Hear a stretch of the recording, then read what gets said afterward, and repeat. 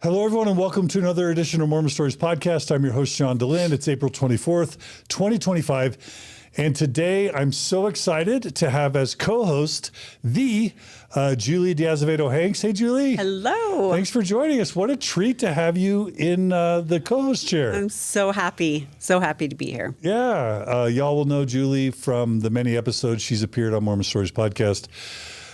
She's also a therapist and a friend and so much more, singer. Y'all know her. So anyway, super excited to have Julie here. And we're having Julie here because she's co-hosting today because we're interviewing her uncle. Her uncle is Cam Clarke. Hey, Cam. Wait, you got Cam Clarke on your show? How did you get that? That's probably pretty hard. I had to. He's a it real took me diva, years. I've heard. It took me years to get Cam Clarke on the show. I am shocked because he doesn't do that a lot. He's not cheap. Not cheap. Yeah. Well, easy, but not cheap. No, Cam Clarke, a couple things. He's the author of this book that we're going to be showcasing in our next episode, The King Family. So he comes from a long, sort of a royal Mormon family of Hollywood entertainment, and we'll get to that. But he in his own right is a big deal. He was Jimmy in the original Saturday's Warrior. He's the brother of Lex D'Azevedo, which is Julie's dad.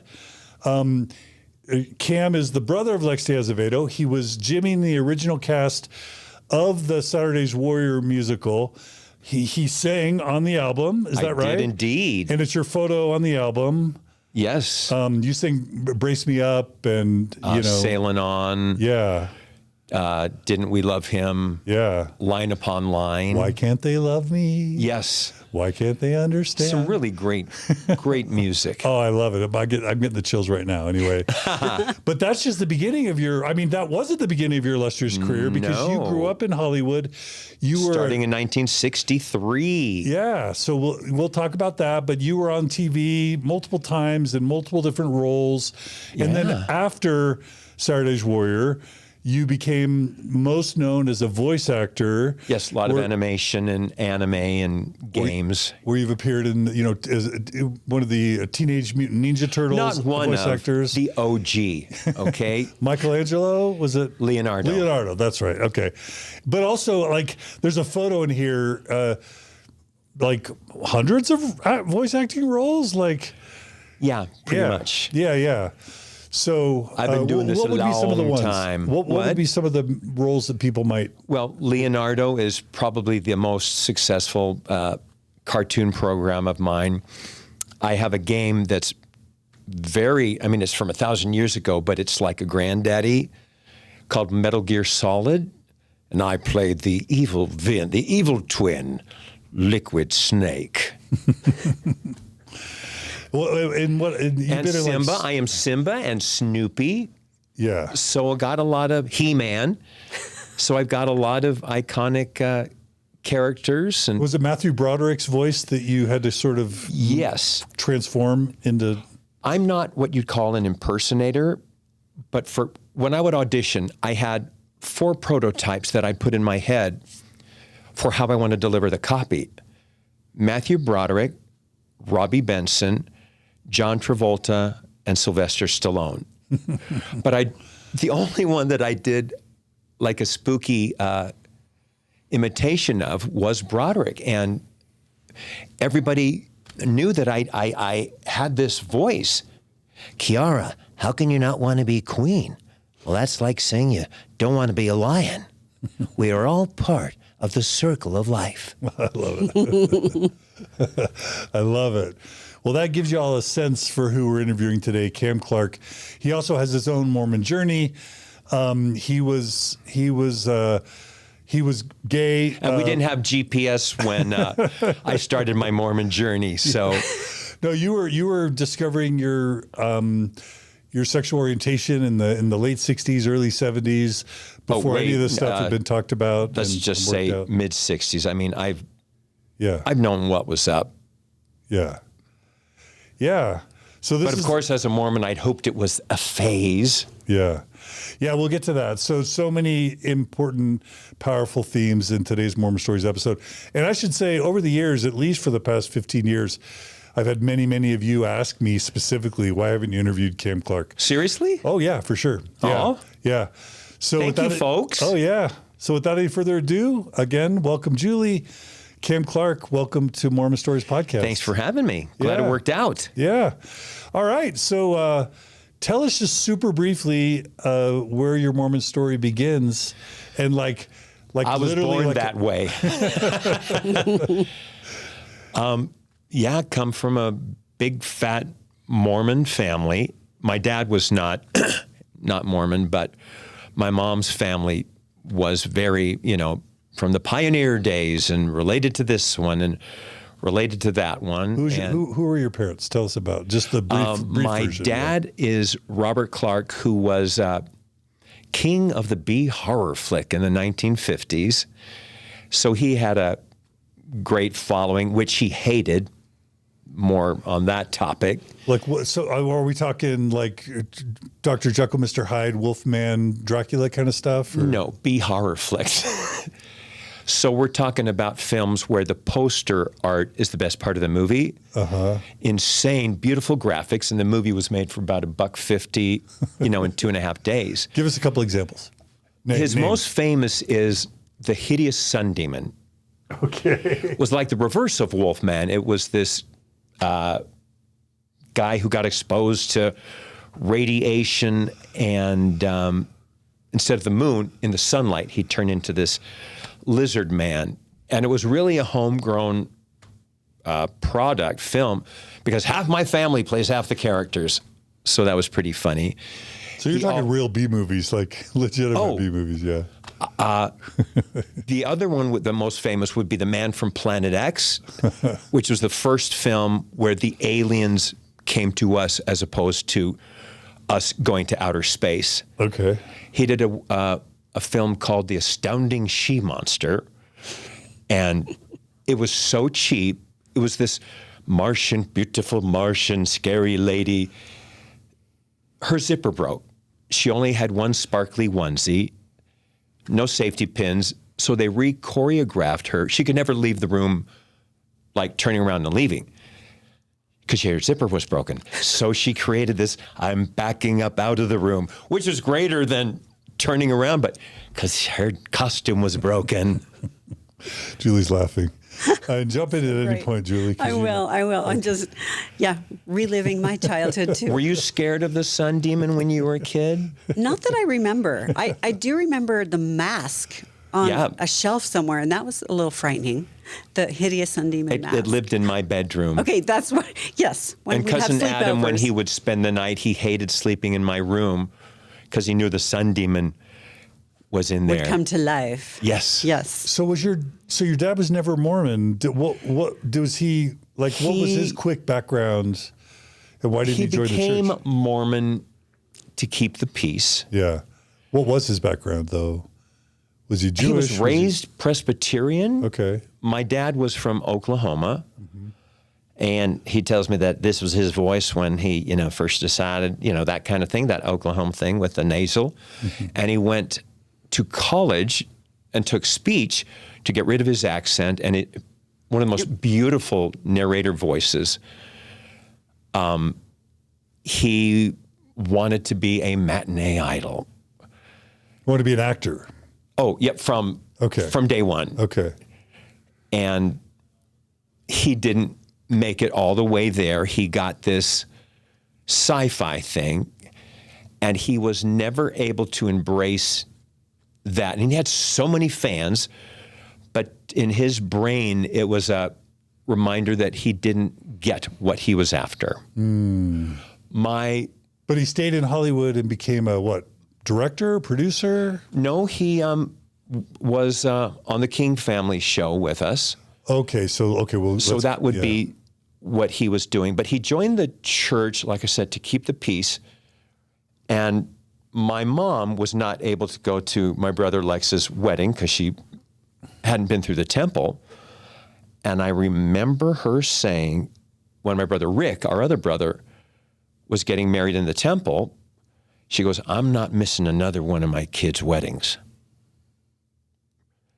So it wasn't really, it was social. I don't mean social like, oh, what will people think? I don't want to miss my kid's wedding. Yeah. So I'm going to go through the temple, and Dad did too, but he was never into it, and it didn't matter that he didn't believe in it or, whatever. He goes, this will make my wife happy. So some things never change. yeah.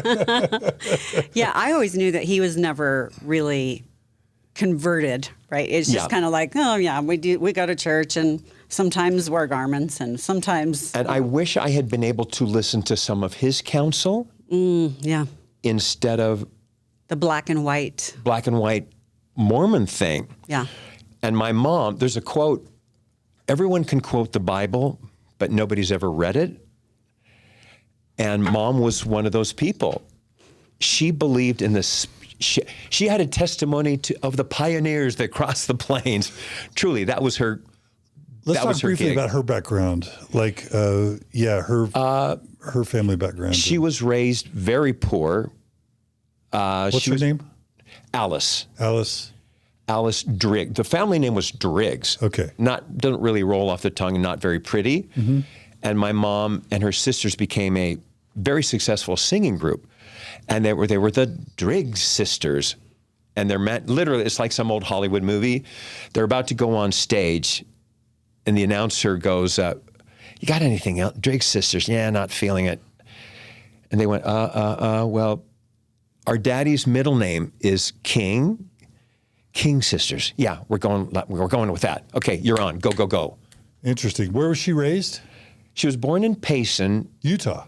Yes. Okay. But they they lived all over the West, often because they couldn't afford things. And how did some Payson Mormon Utah sisters end up in Hollywood? They didn't, not at first. Okay.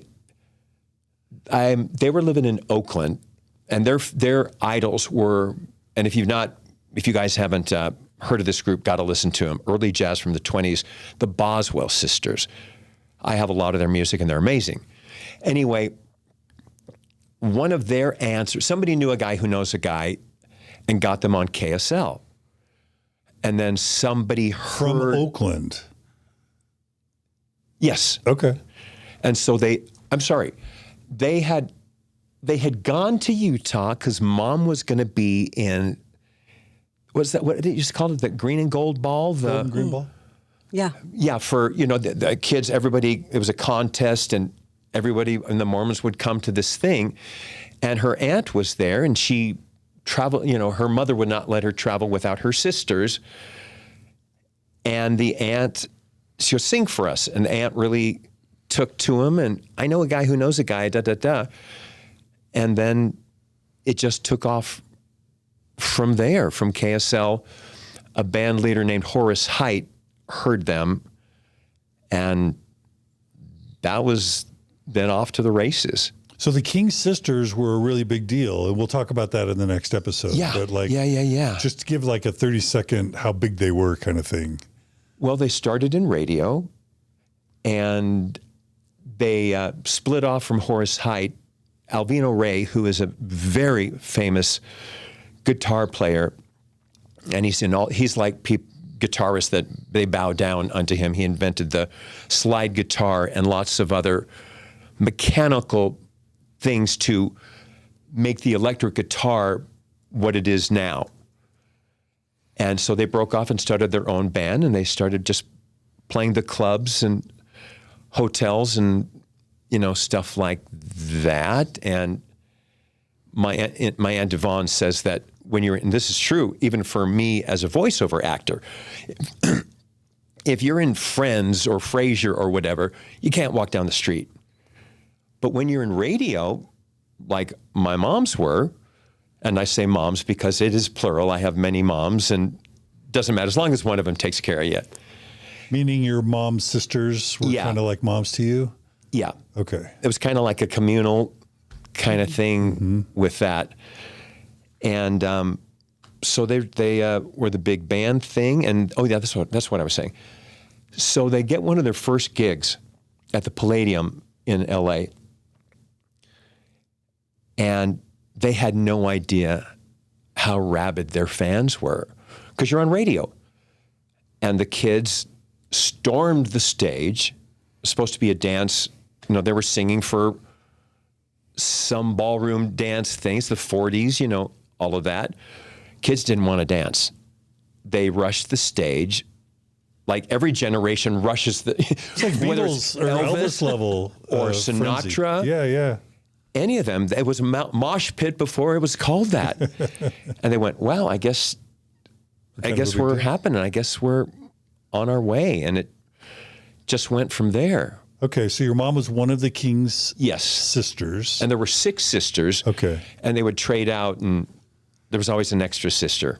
And your mom was, which one, her name again? Alice. Okay, so she met your dad. It was a blind date. Mm-hmm. In Hollywood, or? Yeah. Okay. And she had previously been married to my brother Lex's dad, Sid Diaz-Avedo, who died of a heart attack at 36. And so she was a widow with 2 boys, Lex and Rick. Rick like 5 and Lex like 10. Okay, so Lex is from a different dad. Yeah, hence the Diaz-Avedo. Got it. And that's why you're Clarke. Mom, as horrible as it was to lose a husband that you love, she hated living back east. He was in the shipping business.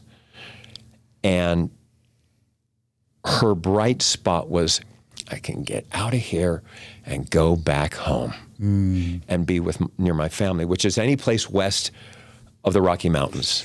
I remember your brother talking about this. So for those who are really geeking out on this and or who really like Saturday's Warrior, check out my interview with Lex Diaz-Avedo, because he tells this story from his point of view. There are so many of those. You know, we can trace so much of our lives back to that incident. And no, a death of a husband is not just an incident, but it got her back there because the moms had kind of semi-retired, having kids and stuff.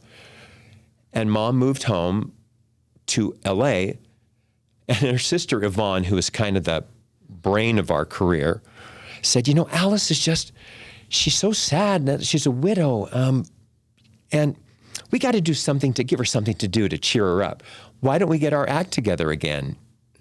Had Sid not died, Mom would not have moved home. The sisters wouldn't have had their second career. In fact, they were already considered yesterday's too old. Even then, you know, you're in your 40s. So they changed their sound, and a friend of theirs at Capitol took their tape without their name because he knew he couldn't sell them with their name. It's like when Donny Osmond did Soldier of Love, but changed his name. Or like the mystery Donny O, right? Or something like that. And so the guy goes to the brass, to A&R, and says, hey, I discovered this girl group, and they're really hot, and I'd love you to hear them. Wow. So they played their tape, and went, wow, this is insane. Let's get them. And he goes, okay, I have to confess one thing. It's the King sisters. And they still kept them. In fact, they'd been singing since the early 30s. Yeah. It's now mid-50s. Esquire names them the best up-and-coming new group. So things in Hollywood haven't changed. There's no memory. That's awesome. And ageism is a real thing. Yeah, wow. Always was. Okay. And so she comes back to Hollywood. They start singing again. And then she meets your dad? Yeah. One of our neighbors, the house that Mom built, was a guy named Larry Cotton, who was a boy singer in the bands. And he said, Alice, I have a friend I'd like you to meet. And I think you're going to spend the rest of your life with him. Whoa. And it was a blind date. My other dad might have been, do you know who Mom was dating? Who? Dick Martin, who is Rowan and Martin.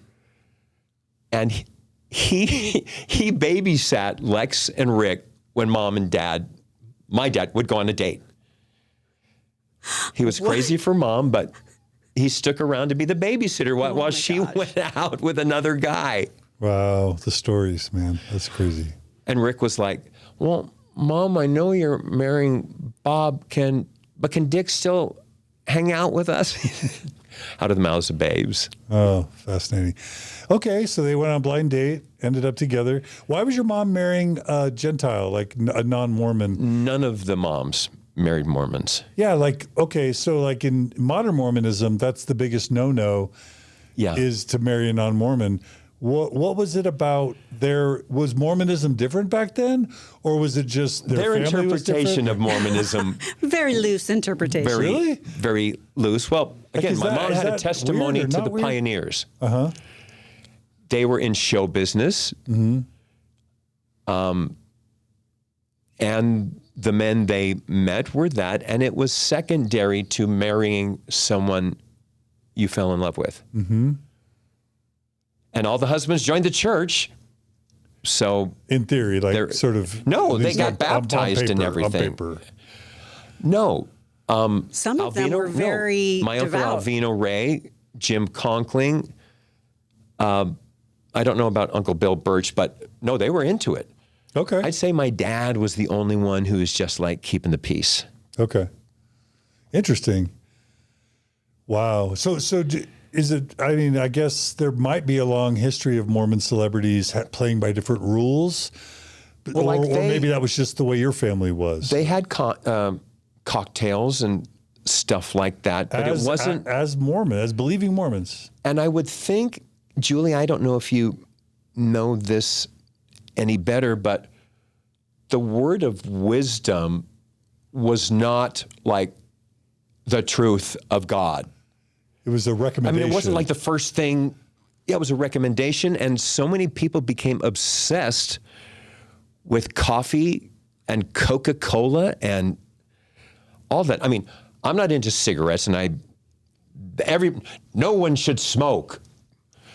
But it wasn't like up front with their lives. And I imagine if you're a Utah Mormon or somewhere that you're not going to adhere, I mean, you're not going to be that lazy with it. But it wasn't really considered such a huge deal. At least not in LA at that time with their you crowd. Got your Hollywood Mormon, you know, when planets collide. Yeah, no, it makes sense. I have an Aunt Marilyn who lived in Palm Springs most of her life. She's passed now, but she smoked, and we all kind of knew Aunt Marilyn smokes. You know what I mean? But when Joseph Smith got the word of wisdom, it literally says in the Doctrine and Covenants for a recommendation, a word of advisement. And then somewhere along the line, it got bumped up, and we became more didn't conservative. Coca-Cola just end up? That was like an urban myth. Yeah. I mean, didn't we eventually go, that's not really part of this? But just this year, did BYU Idaho allow caffeinated Coca-Cola on campus? Like, really? We're just now unwinding. We became more conservative in the past 20 to 30 years. Like, I look at all the bathing suits and the costumes and the evening gowns. Mm-hmm. And I'm like, those women can't be Mormon. They're showing cleavage in their shoulders. And we got slack for it. The Mormons gave us slack. We got mail about those cleavages. And off the shoulder. Off the shoulder, because there was some nice tatas in our family. And they, the teenagers, all the women, I mean, they were gorgeous. And, we seem to in the church have to categorize, like, oh, I'm an athlete, so, or I'm a ballet dancer, so that's why I'm wearing this costume. Like if I could, I wouldn't wear this, small ballet outfit. But it just never crossed their mind, because you didn't have that dress code mentality then, at least not in the world that I grew up And they hadn't gone through the temple. They didn't do that until later on. So they weren't wearing so there weren't garments they had to cover up, but there also wasn't a chastity element to their costume. And I think because everyone else would see those gowns and go, oh, those costumes are so beautiful. Interesting. All right. Well, we can nerd out a little more about this in the next episode. You bet. Long story short is your parents met on a blind date in Hollywood area, and you were born as their first and only biological child? Yeah. Spoiler alert, I was born at all. My dad had a very slow swim team, and the doctor said it would be 1 in a million because they were trying, nothing happened, and they did this test and that, and Mom said like, well, I have 2 sons already, so this isn't me. And Dad, went to doctors, and finally he decided it's okay that I don't have a kid. You have 2 boys who are adorable, and I can't think of anybody better I'd rather have as my sons. The next day, literally, the doctor calls and says, Alice, put Bob on the phone. Bob gets on the phone, and the doctor goes, you're going to have a baby. And that was that. And he wasn't supposed to be able to, but. So you're a miracle baby. Yes, because I was meant to star in Saturday's Warrior. There was a plan. I had to get down here somewhere. Coming down. Very good, yes. Coming down. Oh, yeah. Yeah. Anyway. John knows all the Saturday's Warrior songs. Okay, so what's it like growing up a Mormon boy in a Hollywood family? What was that like? Did you have family meetings, scripture study, that Hells sort of no. thing? It's Hollywood. I mean, we didn't have that kind of a structure. We went to church every Sunday. Which ward? Studio City ward. And a funny story about that, our area, if you wanted to be an actor or you wanted to be a singer or designer, set designer or a composer, that's where you went. And eventually we got slack from the church because almost like the order or communism where nobody gets to shine. You have to be all the same. Because like our Christmas programs would be at church would be professional, off the hook. Yeah. Insane stuff. I mean, I remember one year, this guy who was a set designer built a stained glass image of Mary and Jesus. It was at the podium in the chapel, wrapped with garlands. It had a light in the back. One of our singers in the ward started singing some old Hebrew song, like a chant or something. And as he's singing, this is recorded, the light comes up on the stained glass and his voice rises in this Hebrew song. And our programs were really good, but we got dressed down eventually for, you got to be more like everybody else. That whole thing. So you're not supposed to shine as far as church socialism goes. Were there other celebrities in that ward that you can remember? Was it a star-studded ward? Or? Well, working singers and actors. I don't know that there were really, I wouldn't say they're celebrities, but yeah, there was successful working singers.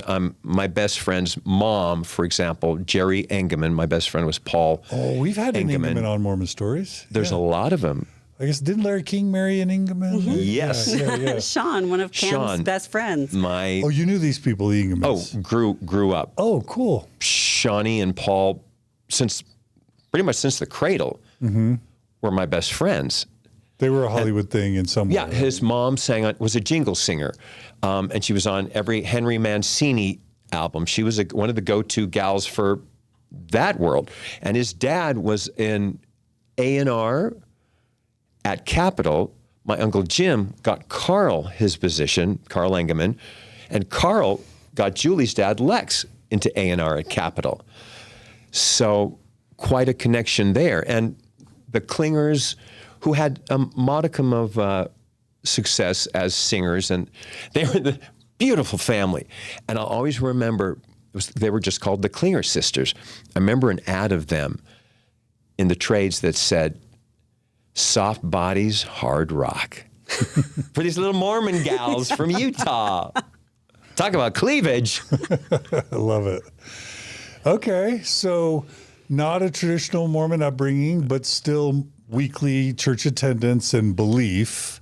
Yeah. Do you remember gaining traditional Mormon beliefs as a Mormon boy about Heavenly Father, Jesus, the prophet? What does that mean? Like what was your believing? testimony? Yeah, what did you believe? Did you believe in Joseph Smith and the Book of Mormon? Did you read the Book of Mormon? Did you think about Mormon Church as the one true church? All I knew as a church, but it was always, I loved the social. You don't have the sophistication as a child, I don't think, to think, at least me, I didn't even think about that. There wasn't a lot of doctrine taught. No, which is a good thing. It was social. I fit. I had good friends at church. I loved the social, and it wasn't until I got a little bit older that, Julia, you probably heard me make this metaphor maybe, but I always say religion at its best is like the salt to the meal, not the meal itself. It sounds like in your family, religion was the salt to the meal, not the meal. Is that fair? Is that fair to say that Would you say, Yeah, it wasn't your life wasn't Mormon? no, in didn't fact, revolve around being Mormon. Mom had no friends at church. I don't mean she didn't have, her friends were from Hollywood. Yeah. So none of those people were ever at our house for dinner parties or anything. She had friends, but her friends were the Hollywood crowd. Well, that's sounding healthy from a Mormon point of view. Like, do you think of your Mormon childhood as healthy? Golly, that's loaded. That's what I know. I was going to say, how are you going to answer that, Cam? Again, it was strictly social. Yeah. So I can't really respond in that more of a, heady way. And it wasn't until I grew older and was when the Beatles were on Ed Sullivan. 64. 64, 63 good. or 64? Right around there anyway. Yeah. I remember looking at Paul McCartney. Now I'm, however old I am at that time, 6, whatever, and seeing Paul up on the stage on the TV going, something's tickling inside of me at Paul McCartney. Of course, I don't know what that is, but I'm like, I'm kind of butterfly-eyed with that boy up there, not knowing what to do with that. It was it's just like Wayne's World. He makes me feel kind of funny. Yes. And my mom, as I'm getting older, I hated Scouts. Absolutely hated it. But it was like religion growing up. Yeah. The boys, you had to be a Scout, almost as like, you won't get your temple recommend if you don't go to Scouts. And I just wasn't a Scout kind of fellow. In fact, if you were to look at my badges, you'd go, art, drama, music, swimming, basket weaving, Sewing. Yeah. homemaking. The closest thing I had to a butch badge was aviation, because my pack leader, whatever you call him, drilled us on the alphabet. Alpha. That's all I can remember. Yeah. And we all passed our aviation badge, but I hated that. And Mutual, speaking of Mormonism and the twisted part with my mom, Mutual, when I was going, you'd have your, 7 minutes of opening exercises, and girls would go to a class of something, and the boys were sent out to play basketball for an hour and a half. And I would go, Mom, all they do is play basketball. It isn't and I remember crying, I'm like 14. I go, I don't want to go. And in our home, we had a big swimming pool, and I remember going as far to our fence on the back and having this screaming match with Mom. I want to stay home and watch Bewitched and That Girl.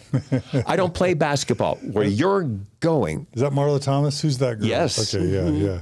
So it didn't matter what was going on at Mutual. It was the program. Yeah. And I lost. You mentioned in this book, the King family, also that you showed an early affection for chiffon. Is that right? It is. And it first shows up, thank God it exists. I don't even know how we found it, but there's some raw footage. The King sisters were asked to do this benefit.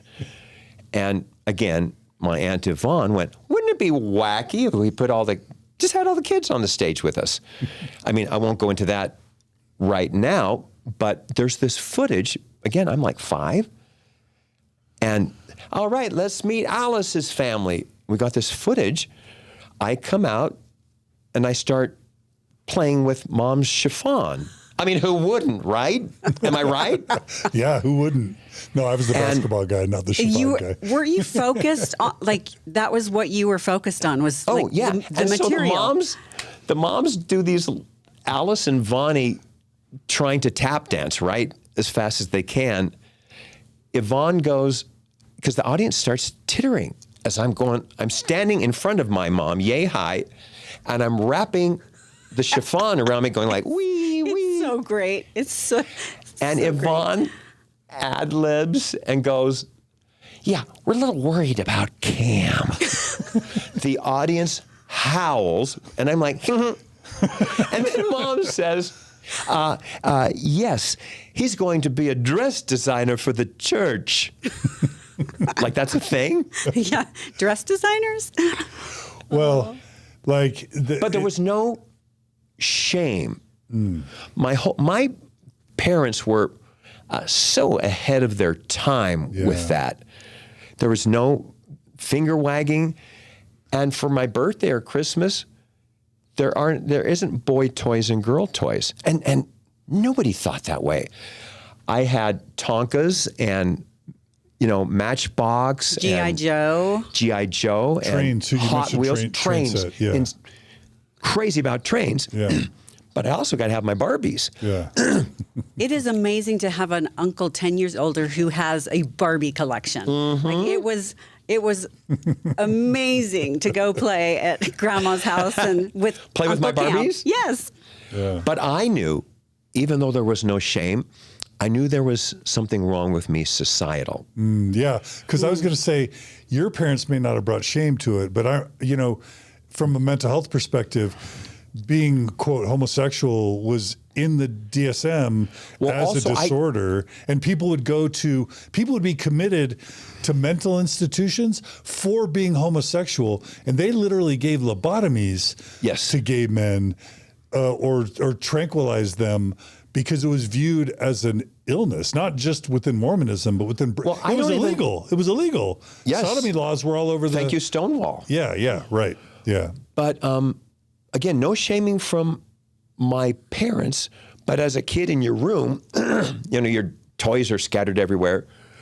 And if a friend was coming over or ding dong, somebody shows up at the door, can Cam come out and play? Oh my God. I ran around the room. I had a secret drawer where I would stash all the Barbies when someone was coming over.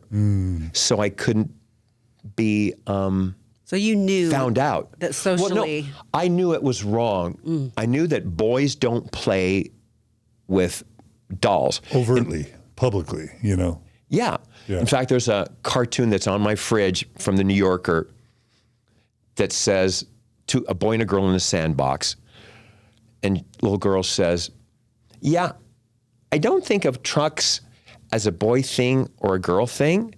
I think of it as a liking trucks thing. Yeah. Which is so great for allowing creativity and not saying, no, you play with cars. Yeah. But I love blowing up things. So I had my totally split down the middle. Guys like to destroy things, and I had my army guys, and I put them up in the little town and flood it in the backyard. But also I'm putting on fine garments on the Barbies and treating them delicately, but I was all over the map with that, with toys, with playing. Yeah. So when we move it to that Mormon context in the 60s, you have sort of the rise of Spencer W. Kimball and eventually his book, Miracle of Forgiveness. You have the rise of But we never had any book. Joseph Fielding Smith. You even have Peterson. What was his name? Marky Peterson. Marky Peterson. A lot of the kind of the homophobic anti-masturbation, anti-homosexual rhetoric emerges in the late 50s, early 60s. Well, it sounds like you were shielded. We had no shielded books. you were shielded from that. Yeah, we had no church books. It was, Okay. and in fact, the church was never discussed. Okay. It was just like a Christian who goes to church on So you Sunday. escaped the Mormon homophobic shame in the 60s. I brought it all on myself. So how, As a parent, you're going to win and you're going to lose. There's no right way, and there's going to be bumps, and maybe I should have da-da-da. But we didn't have church at home. Okay. There was no scripture reading. Mom would say my prayers with me like any Christian parent would. And I got to tell you, having a woman with a voice like that sing you a lullaby before you go to bed, talk about insane and beautiful. Yeah. But we'd kneel and say our little prayers. But there was no weight on it. It wasn't valued. It was just, you brush your teeth and say your prayers. There was nothing more to it. And so that actually sounds healthy. it was, what's that? Sounds healthy. Sounds healthy. Yeah. Yeah. But somehow, as I got into my tween years, I started being a Mormon parent to myself. Ooh. Yeah. So did you go to seminary? Did you, how did you get the I got out of my indoctrination? senior year, but I did go the first 3 years, and I remember absolutely nothing. What high school was this? Well, in LA, you had to go before school to seminary. We didn't get released like You had release time. in Utah. You had early morning seminary. Yeah, like at 6:30 or something, so that we could all make it to school. But I'm a boomer, a baby boomer. So in our ward, there was a zillion people my age. So we had 2 separate seminary rooms, and it isn't Utah. We're doing it at the church, but that's how many kids we had. So and what high school was it? I'm just curious. I went to North Hollywood High. Okay, got Go it. Huskies. Go Huskies. Did you go So there did too? Julie. Yeah. Okay, yeah. Yeah. She got hit by a car In front of the school. in front of the school in the crosswalk. But I'll save that for my Mormon story. Okay. Oh, hey, I can't wait for that. Yeah. Okay, so let's just say through high school, how did you navigate dating? Were you in the closet? Did you try and date women? Did you Oh my experiment? God. Julie, did I try and date women? Did you experiment with boys? Women love Cam. Women, Adore. it's like white on rice. Are we allowed to say white on rice anymore? Were you out in high school as a gay God, boy no. or out to your parents or No. anything? Out to yourself? I knew. Okay. In fact, this is kind of related out of the shame. It's like, I don't know why that parent emerged in my brain. Was it seminary? Was it Sunday school? Was it general conference? There were no books. It wasn't coming from your parents. I honestly, Somehow you absorbed the message that you were different, I think. I think also the fact that I was like raised by wolves. Of course, that's also an exaggeration because that sounds bad. Because wolves have much more structure than we did. Very permissive parents. So, I had no rules. Okay. So the parent decided you got to have some boundaries. Yeah. I mean, I'm just totally guessing there, Dr. Hanks. John's also a doctor too. Oh, so you have are? two Are you a therapists. psychotherapist? Clinical and counseling PhD in psychology. Yeah. Yeah. Yeah. And I remember, Which means nothing. He's a lot. well, I remember secretly going to the LDS, I was going to say LDS Secret Services. Secret family services. LDS, what did they call it then? Social services. LDSSS, whatever. Because I had homosexual tendencies. In high school or after? Oh, since 7th grade. No. I mean, going When to did you go to- LDS SS. Oh, old enough to drive. Okay, Because so it was like a secret. You're So a teenager, 16. still in high school. You're Yeah, and going I to went. Mormon church counseling. Yeah, which had they were church counselors. Yeah. So they're going to tell me it's a bad thing and you'll grow out of it. And to be fair, I would imagine even in psychotherapy back in those days. It was a disorder. Yes. Yeah. So I got to be, fair about that. Yeah. Oh, yeah. But I sent myself. Wow. So you didn't come out to your parents in high school. It was after my mission. So you were just like secretly. But I dated up a storm in school. Men hoping, or women, only women. Women. Only women. Yeah. Hoping that I might catch it like a virus, heterosexuality is catching. I read it on the interwebs. Or build it up like a muscle, right? Like you could build it up. Yeah. like a muscle. You just have to find the right woman, right? Oh, always. And boy, I had the right women. And Mormon girls who were offering themselves up. There was a thing at BYU, my cousin Lorette, we always coined this phrase. Women love dating gay guys because they practice he's such a gentleman and practices such great restraint. Was that? They're so well behaved. They're so well behaved. So I They're respectful. did the whole dating thing. In fact, I dated a gal that your dad set me up with. And because Lex wanted me to date her, I dated this woman for a year. I failed my driver's test. And yes, I can connect the dots here. 3 times. The last time the guy felt sorry for me and just gave it to me. Danger! But I didn't want to get my driver's license because then I could be alone in a car. Yeah. If you can drive, then you have to have makeout sessions. So did you experience, so there's attraction or no attraction, and then there's aversion or no aversion. Did you experience aversion towards the idea of romantic engagements with women? Not all, there's the Kinsey scale, and then there's attraction and there's aversion. I had no attraction to women. So you were a 6 on the Kinsey scale. And when I would take this gal home, Lex's choice for me, I dreaded walking her to the door. Yeah. I dreaded the dates, but I'm doing what you're... For a year? You date? Wow. What's that? You dated her for a year. Yes, and thank God Saturday's Warrior came along because... So you could break up with her. I could break up with her. Too busy.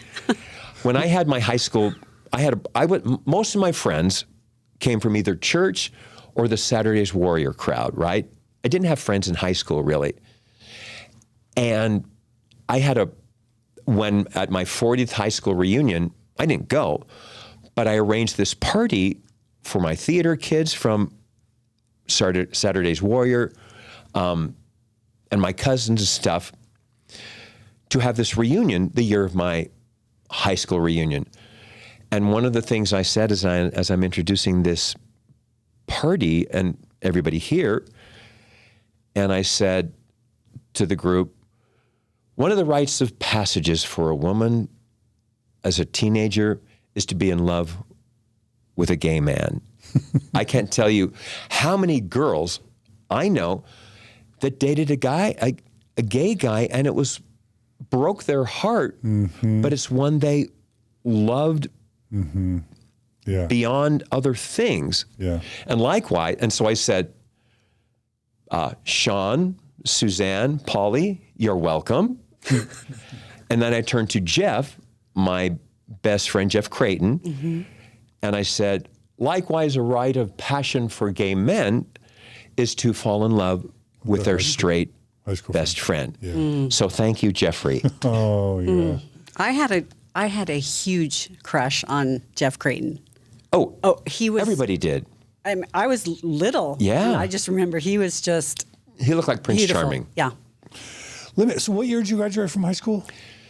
75. Okay, so this is your high school is in the early 70s. That's good to put that in the context. Talk about, if you want, how Saturday's Warrior comes into your life and how you end up with the Jimmy role, if you want to do that. We hung out. We always had Sunday dinner with my brother Lex. The kids and and Lex and his wife, Linda, would come over to my house or we go to his. And just one day he says, "Hey, Cam, come out to the studio. I want to play you some songs that I've been working on because," and here comes the word benefit again. Yeah, they're wanting me to do a benefit for the Burbank Stake. And this is a show I wrote about a year ago, and I just want to play you some of the music. He was not thinking about casting at all. And when I heard Sailing On, which was my main, it rang so true to me. And then the song Brace Me Up, which is about a teenage boy falling to pieces and I'm not going to make it. Brace me up, I'm going under. Help, I think I'm going to die. People thought I did an amazing acting job in this show. But the truth is I wasn't acting. And Saturday's Warrior came along at the age that a kid from my generation would have run away to San Francisco or New York to be who you are, even if you didn't know. So every night as I'm on stage with Saturday's Warrior, in my mind, I am, because the character does run away. It's the early 70s, and there were so many fears of the runaways. It was a huge thing. Yeah, this would have been on the back of Woodstock and the whole yes, and the drug culture emerging, hippie drug culture, and communes. Yeah, and so just for those who have no idea what we're talking about, Saturday's Warrior is this musical about this family called the Flinders family. Yeah, and they had how many children? Seven or eight. 7 or 8. Who's counting? And kind of a Mormon family, but it's not explicitly a Mormon family. It is. Well, they don't say we are Mormons, but it is totally known, and the mythology is all there. Because there's Mormon missionaries in it. Oh, totally. And it was Wally very Kessler and cute Harold about Green. poking fun at missionaries. I think that was one of the strong points. It allowed people to laugh at themselves. We are not the ordinary, fearlessly and extraordinary, working righteous, Harry Carey, in our humble way. It was like a gospel song. Humble way now. It was great. So every night I would run away in real life. Yeah. Cathartically through the script and the music, because I don't have a time machine. I don't have a crystal ball.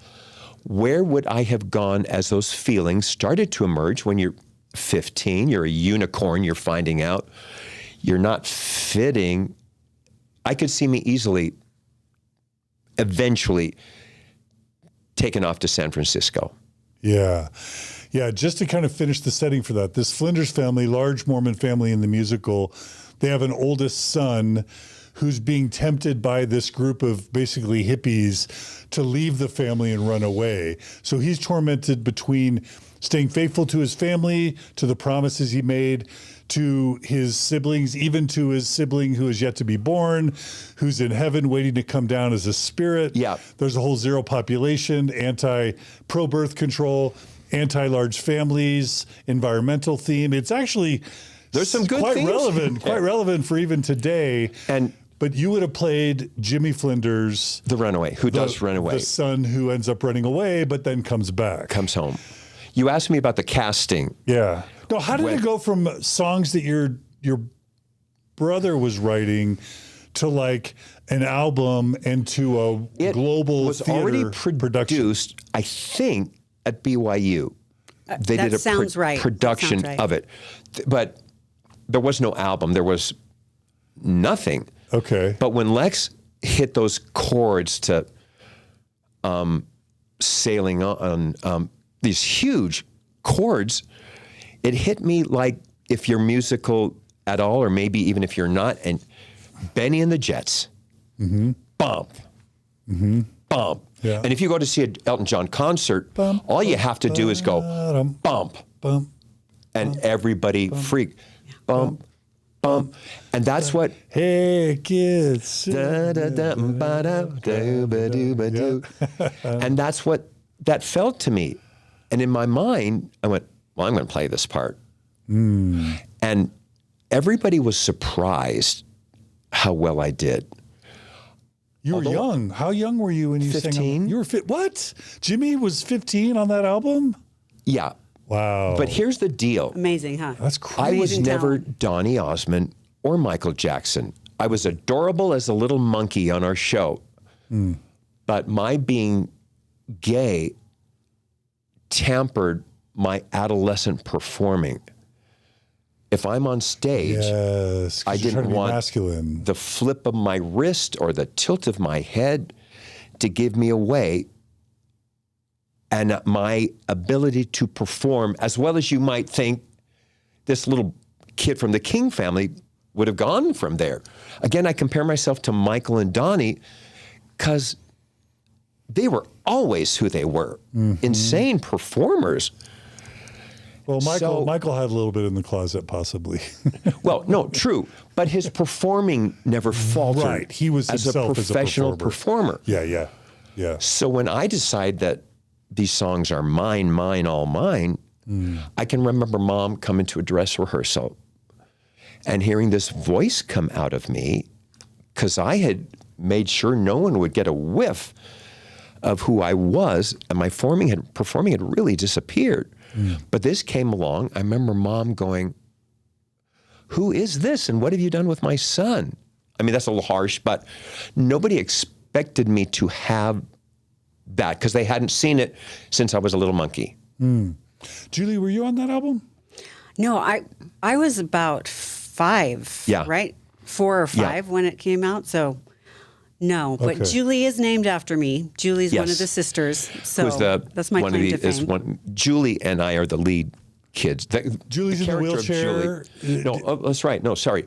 Pam is in the wheelchair, Do y'all played by sing line Sean upon- Engeman. Y'all sing line upon line, Yes. right? Yeah.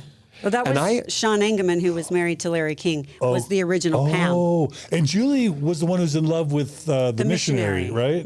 Yeah, So and she dumps sang him Dear for John. this. So you were named, the character that named sang after- Dear John was named after Right. you. Okay, got it. Yeah. And I actually did, Lex will probably disagree, but I remember it my way. I did a lot of the casting. I mean, I went, you really got to see Aunt Donna. I mean, literally, my Aunt Donna, one of the King sisters, for any of you who are old enough, remember Aunt Clara from Bewitched? And Donna was always like Aunt Clara. And I remember at 15 going, this character needs some of that. Although she's this character, she was the heavenly matron who was like the trafficking, what do you call it? The Traffic director. Traffic director. Ushering the spirits down Yeah. to earth. Yeah. And so Lex used her, and she brought this little bit of bumbling with her. I knew the Engemans would be great, that Paul, who had an amazing voice, would be great for this guy. Who was it? Who was he? Mac. Mac, who was the lead bad He guy. was the bad guy. Hey, Flinders, no Flinders. Come Yes. on, you got to The go. most of the cast was from our ward or family. Yeah, and I said, right? cousin Jonathan would be great as one of the little brothers. And the Klinger sisters, who I mentioned earlier, were in the show as well. And it was kind of an inside casting. That's awesome. The woman who played Julie, whose stage name was, oh golly. Heather Young. Yes, Heather Young, good deep dive. Played who? Yes. Played who? She played Julie. Okay. And I met her at a screening of Where the Red Fern Grows, which was a family-oriented film that a friend of Lex's had done. Yeah. Anyway, I met her at this screening. She was one of the leads on, senior moment, not Time Tunnel, Land of the Giants, Yeah. which kids my age were thrilled Yeah. over. And I met her and it was like, I am not worthy to be in your presence. To this day, we are tight, really good friends. That's awesome. And she played Julie. She was LDS, and she had a great voice and a terrific actor. So when the album gets recorded, do y'all all go on to perform in stage versions of the album and of the musical? What? We kind of recorded the album. I mean, I don't know what Lex had in his brain, but like as a memento. Wasn't it Embryo Records? Yes, which was founded like, we need a name for a record company. Well, but were the Osmonds related to that somehow or not? Okay, no. Okay. No. Okay. But we recorded this album at Carl Engelman's studio. I think we had a trio, piano, guitar, drums kind of thing, and a 5,000 voice choir that recorded on it. Wow.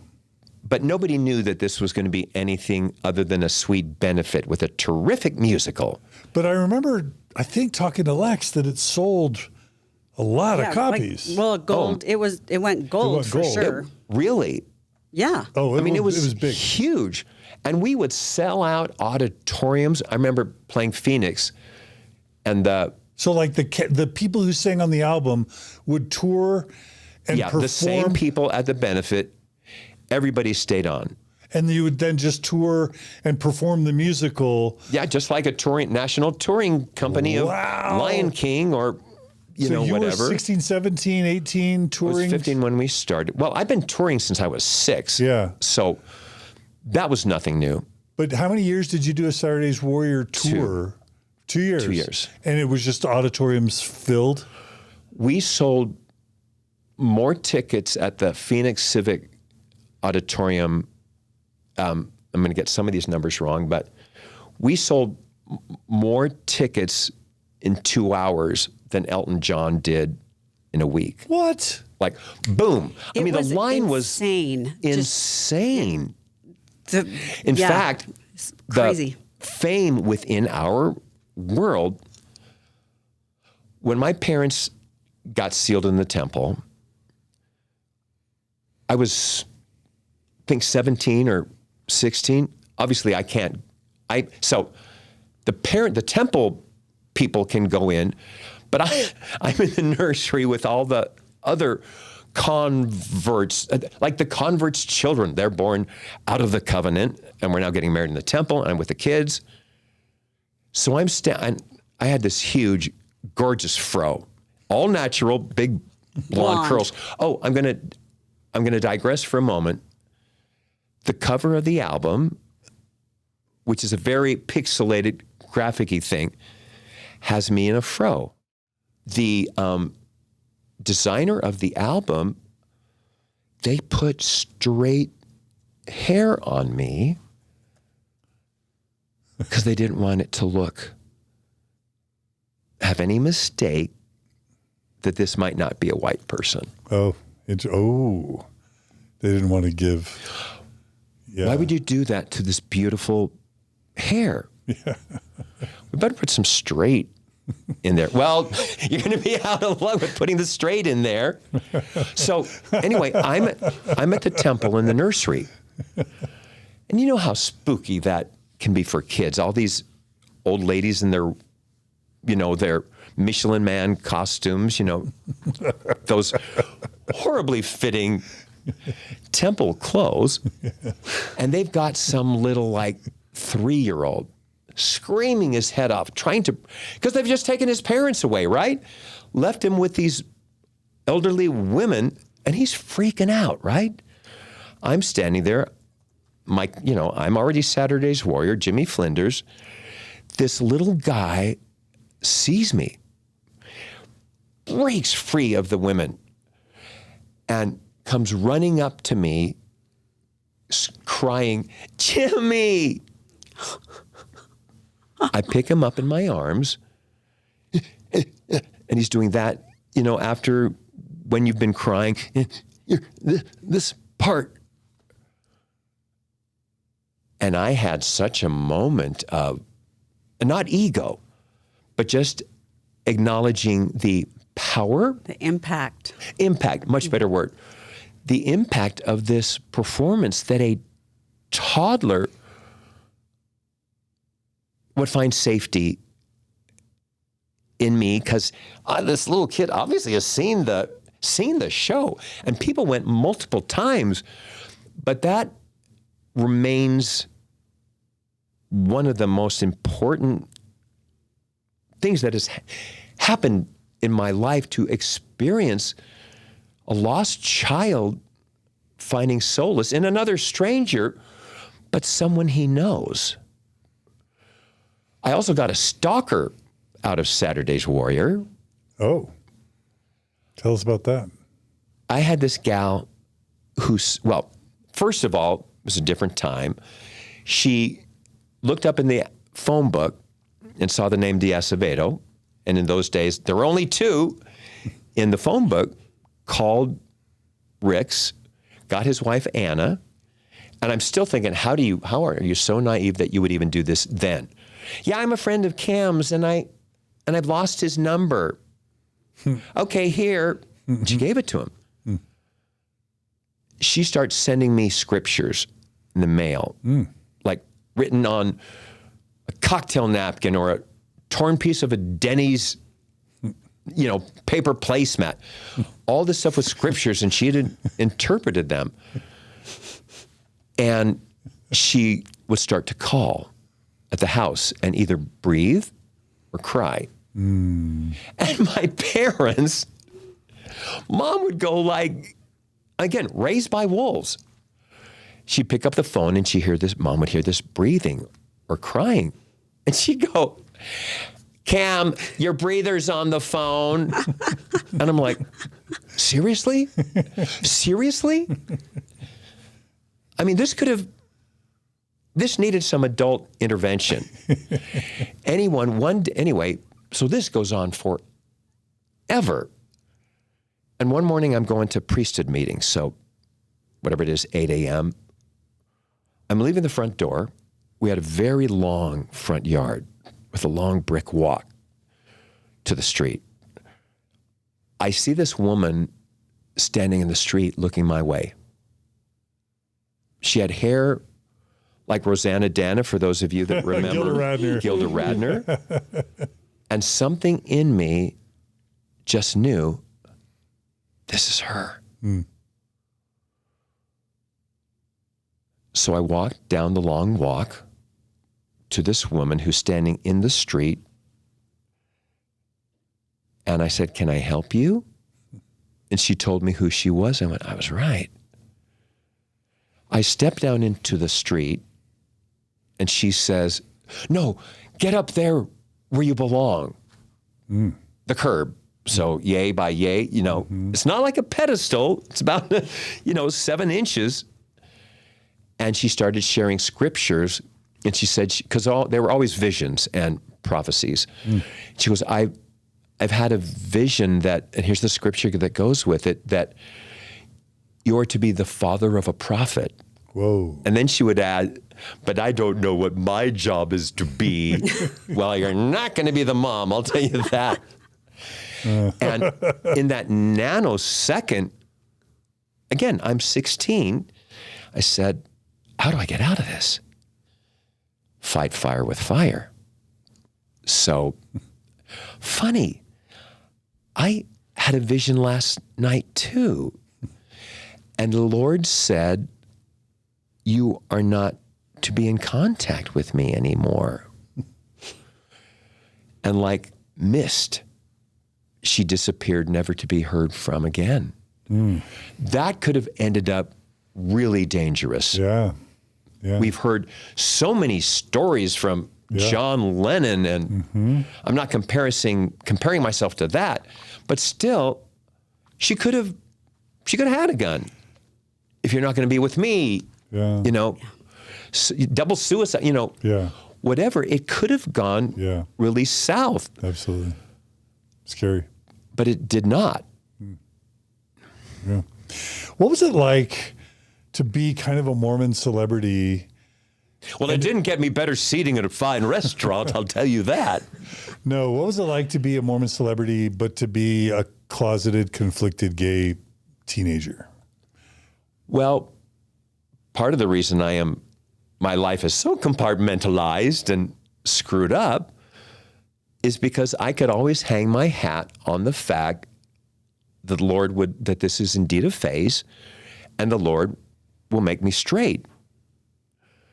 So that really didn't play that much, if you follow what I'm saying. You just were like, this is going to go away. Like acne. Okay. This will go away. So,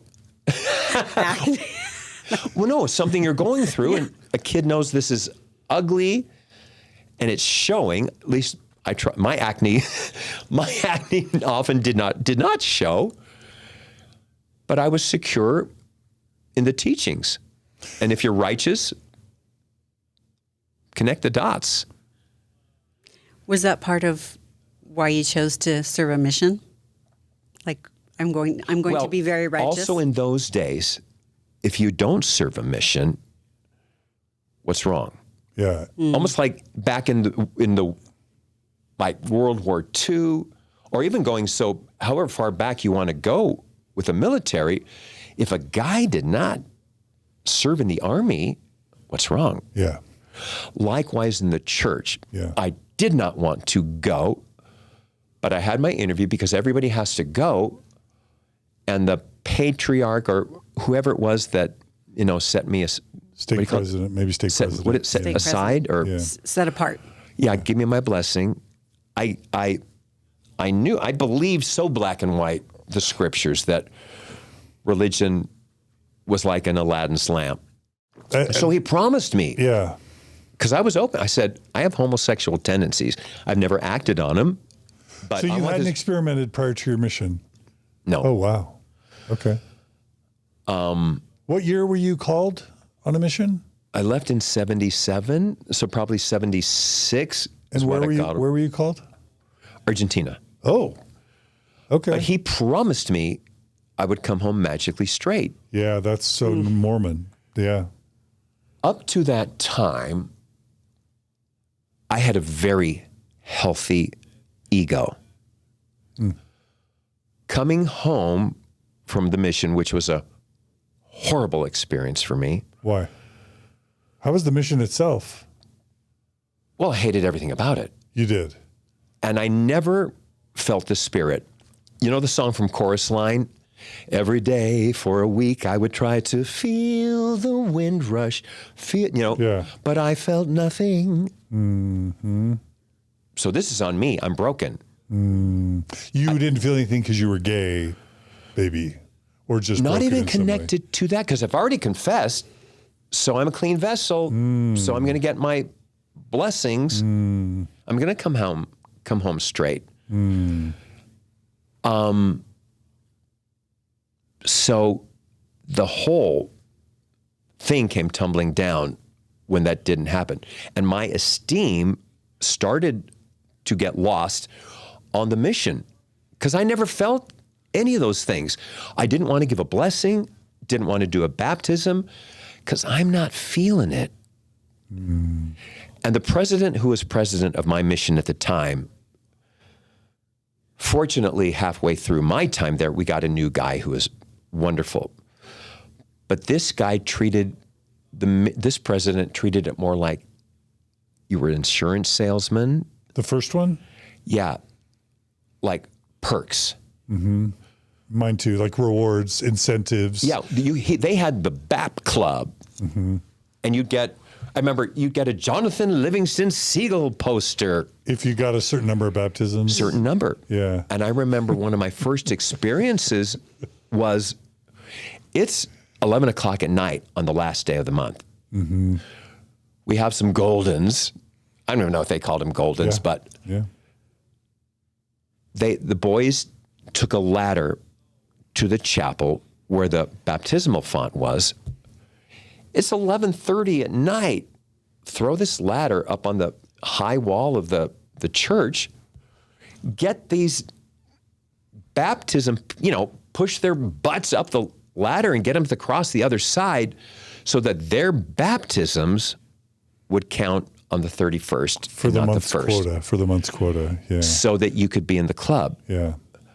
And Labeling. get the Jonathan Livingston Seagull book. Yes. And he had this list, this president, which can only ruin self-esteem. No matter, he had a list every month when the newsletter would come out. Every elder, every sister was ranked with their number of baptisms. Yeah. Like selling insurance, how many life policies.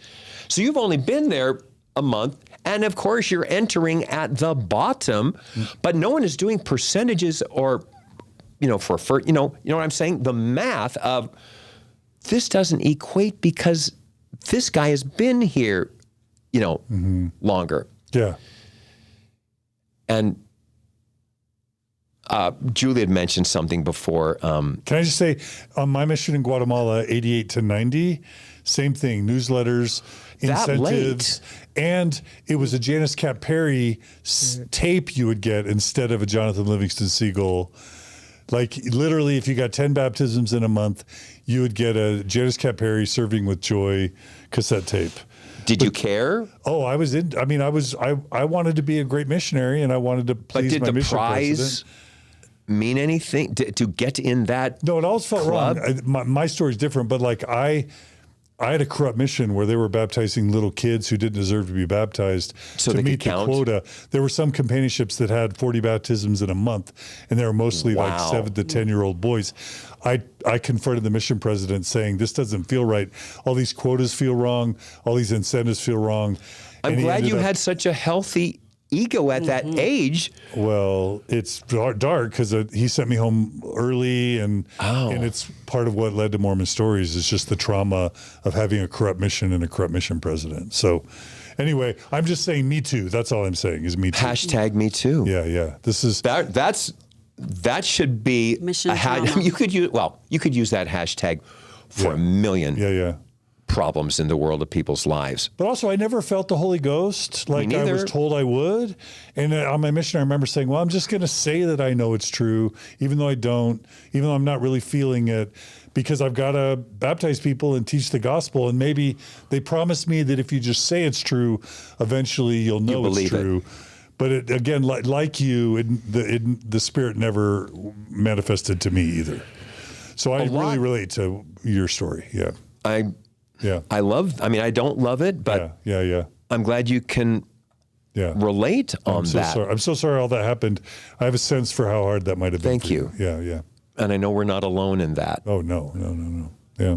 Like in a lot of religions, religion is looked at, like I said earlier, like Aladdin's lamp, that if you rub it, you'll get, because we were always told, if you do this and this, the heavens will open up to you and you'll have everything that you desire that's righteous and blah, blah, blah. Well, masturbation, for example, was a huge no. And as a teenager, I carried a little pocket calendar right here. And I would mark off the days, like a smoker trying to quit, that I didn't masturbate, And you're 15, right? And I also know a lot of boys, and not even just in the church, but it was considered a bad thing. But I had the added delight that if I did masturbate and I marked it as such, that callback that I had for that commercial the day before I would not get it. I'm definitely out of the running because I masturbated. Mm-hmm. So you want to unpack that, ladies and gentlemen? Mm-hmm. So the guilt that comes with that. Oh, so on my mission. Oh, and by the way, Spencer Kibble taught that masturbation makes you gay in the Miracle of Forgiveness. Mm-hmm. I don't know if you would have absorbed that, but in the Miracle of Forgiveness, well, Spencer of course I absorbed it because I'm promised it is a sin and I will get out of it because I'm the most righteous guy you have. No one's sparkled or shone. You were Jimmy Flinders. I was Jimmy Flinders, for crying out loud. Jimmy freaking Flinders. Jimmy fetching Flinders. Yeah, fetch, picking, Jimmy Peck, whatever those words were. So I'm on my mission, and I imagine most of the boys had, they jerked off, and it was like, come on, man. It's like 95%. But, yeah. And just like I learned about a year ago, the expression docking. Yeah. That as long as you're not moving, you're not having sex, a guy and a gal. Yeah. And I would masturbate, but not come to ejaculation, which in my brain doesn't count. Yeah, yeah. And one time I didn't stop soon enough, and I ejaculated. I'm going to be sent home. I am going to be sent home in disgrace. And it was long enough ago that you didn't have you had no contact. There wasn't any interwebs. There was nothing. So I had to wait. I told my zone leader, another kid, that I needed to meet. 19-year-old kid. He's the leader, so he will counsel, Lord of the Flies, whatever. And I said, I need to meet with the president, which isn't going to be for weeks, which seemed like years. Who was probably masturbating too, by the way. I hope so. Like bishops and stake presidents and mission presidents, they're not immune to any of this, by the way. So I had to wait weeks to get what I'm sure was going to be dismissal. Yeah. Torment. That's weeks of real terror. Insane because of the disgrace. To be sent home in the 70s from a mission could be life-ending. I mean, it's serious. Yes. Yeah. Talk about a scarlet letter. Yeah. And this was the second president, not the one because there is no such thing as a BAP club. There is no such thing as counting. He was a native. Not well, I take that back. They were both natives to Argentina.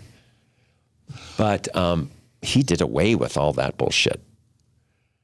So I met with him and told him and he just kind of got this grin on his face. He said, that's okay. He didn't say, jerk off all you want. No. But there wasn't even a word of shame. Yeah. Just a smile and, it's okay, but, he was Mormon, so but try to nod or whatever he said, but it wasn't connected to you won't have any baptisms or any of that. But I was sure I was going home. I was raised, again, so black and white, and other guys that went on their mission kind of laugh that I've known when I tell this story, that they would never would have thought of that masturbating, even though we're not supposed to, that it didn't come into play like the Aladdin's lamp part. I interviewed a guy on Mormon Stories from Oakland who was told on his mission that if he masturbated, it would lead to families not getting their eternal salvation. Oh, because your sperm has no already not available? No, because he was sinning, and then he wouldn't be filled with the Spirit. People to baptize. So he wouldn't, or his teaching wouldn't have the Spirit. So that is correct, Well, no, in a very dark, seriously. I'm totally teasing. No, I know. He, as a missionary, wanted to cut off his penis because he was so tormented that he couldn't stop, and then he was going to prevent other people's eternal salvation. This was because of his sin. Guy that was on your show? Yeah, it's a Mormon story like that, and that's not the first time I've heard that. So I mean, I'm just trying to convey. Wow, how do you move forward from? Well, that's why I'm just so glad you had that second mission president, because if you don't have the right mission president, it could literally be fatal. These types of torments that you're talking about. Sure. Yeah. Sure. Yeah, it's serious stuff. Yeah. We're joking about it, but it's a matter of life and death in some instances. Part of the reason I had such a horrible time because I missed my family. Remember, I came from this insane anti-MAME wild kingdom. Yeah. Did your older two brothers, half-brothers, serve missions? Lex did. Okay. Ricky did not. Okay. So I'm coming from this huge life of love and church as they knew it to this. And I would stand on the rooftop of my apartment when I first arrived. In Argentina. Yes. I would get up on the roof and I would see how far I could see. And then I would imagine myself teleporting to wherever my vision stopped. And I'd look again. And then I would teleport in my mind to the next vista of where I was, that I would till I was home. Because I missed my, I call them my kids. Yeah. We missed you too. So was it your mom? Was it your cousins? Was it your... All of it. Oh, yeah. We had such a world, such a non-Mormon, an untraditional Mormon world. I knew my great aunts and uncles like aunts and uncles. Which some people don't even know who they are, right? Tight. My second cousins were like first cousins. Yeah. You all were kind of raising each other? Yeah. Yeah. And so my homesick, this was no adventure. This was like being in a Turkish prison. Yeah. But not in a good way. Yeah. Is there a good way to be in a Turkish prison? So, and I would break down my going home. I had another pocket calendar where I would count the days, and so what is the percentage? How much more is left? Oh, torture. Horrible. Were you ever attracted to any of your companions? That would be a false stereotype. That just because you're gay, you would be attracted to. That never happened. Okay. So, and did you have a calendar or a countdown for like, when's God going to take the gay away? Was that in your mind at all? No, I know that wasn't going to happen until I'm home. Okay, so you were just knowing that was going to magically disappear. Yeah. When you give your homecoming talk from your mission, or when you're when you're released. And in that talk, because I am honest in what I say to a fault, I don't mean hurting people's feelings, but when I get up there to give my talk, homecoming talk. Yeah. I remember saying, because everybody's got to say, I know the church is true and that Joseph Smith is a prophet. I knew I couldn't say that, but how could I camouflage this and people will still think I'm saying that? I said, I am knowing the church is true. Meaning? It's a process and it's a growing thing. Yeah. So I can be in process. I couldn't say the church is true, but I could go with I'm knowing because I dig it here. So maybe it is evolving, but I couldn't lie. Wow. Couldn't lie. Yeah. I was never comfortable ever saying I know the church is true. It never felt right to me. So you come home in disgrace, dishonored. Are your parents LDS? Yeah, they still are. Yeah. Were they ashamed? Well, I didn't. So they my mission president sent me home 4 months early, but I was not. And with honor, he just wanted me gone because he felt like. So he just said, "You go home early." Then but I was not gonna. I was so committed. I was not gonna end my mission early. So I asked to finish my mission, and I transferred to Tempe, Arizona. Oh, you just got to transfer. Yeah, because I was hardcore. I was not going to do 20. Come home in disgrace. 20 months. No, I wasn't going to even. I would have been ended with honor. It just would have been 4 months early. And in my mind, I wouldn't have done the full 24 months. Well, so you don't think shame at all came into play with, I better not go home early? Sure it did. I'm just saying I wasn't released without honor. I would have been released with honor just early. But just still a slacker. Probably. Maybe. Did you ever think of going on a mission, Jules? Yeah, I did. Yeah? I did. But then I got married. Oh, that's right. Yeah, got married. That's what you do. Yeah. And a lady missionary is just, because you can't get married. Yeah. I think that's changed quite a bit now. Thank God. I mean, I'm not of the fold, but I do love that attitude is changed. There's one thing. Yeah. Yay! Small victories. Yeah. So what was it like when you came home and you were released and you're like, okay, Take it away. Take away the gay. Well, first of all, I'm out of prison. Right. So I came home bright and shiny like the day of a baptism. And I remember the music that was on the headphones in the airplane. On the airplane. It was To Be Real. To be real. Boom. Boom, boom, boom. And What a Fool Believes. Love that song. And these were Doobie Brothers, Michael McDonald. Michael McDonald. Yeah. And those songs still remain in my head as clean as a new beginning, clean slate. Yeah. So I dated up a storm. Of women. Yes, you start with, and this is such a cliche, but as Julie said earlier, you just haven't met the right woman. Yeah. And the women I dated were stunning. Was this BYU now? BYU Provo or after your Well, mission? I got home in June, so I did some dating Hollywood girls at home. Hollywood Mormon girls. And they were stunning. And I remember my cousin Adam, this is before my mission, but the gals that I dated in high school, one he had a crush on, but she loved cousin Cam. And then when I'm in the singles ward, the gorgeous women, that's what I had. I could have been a contender.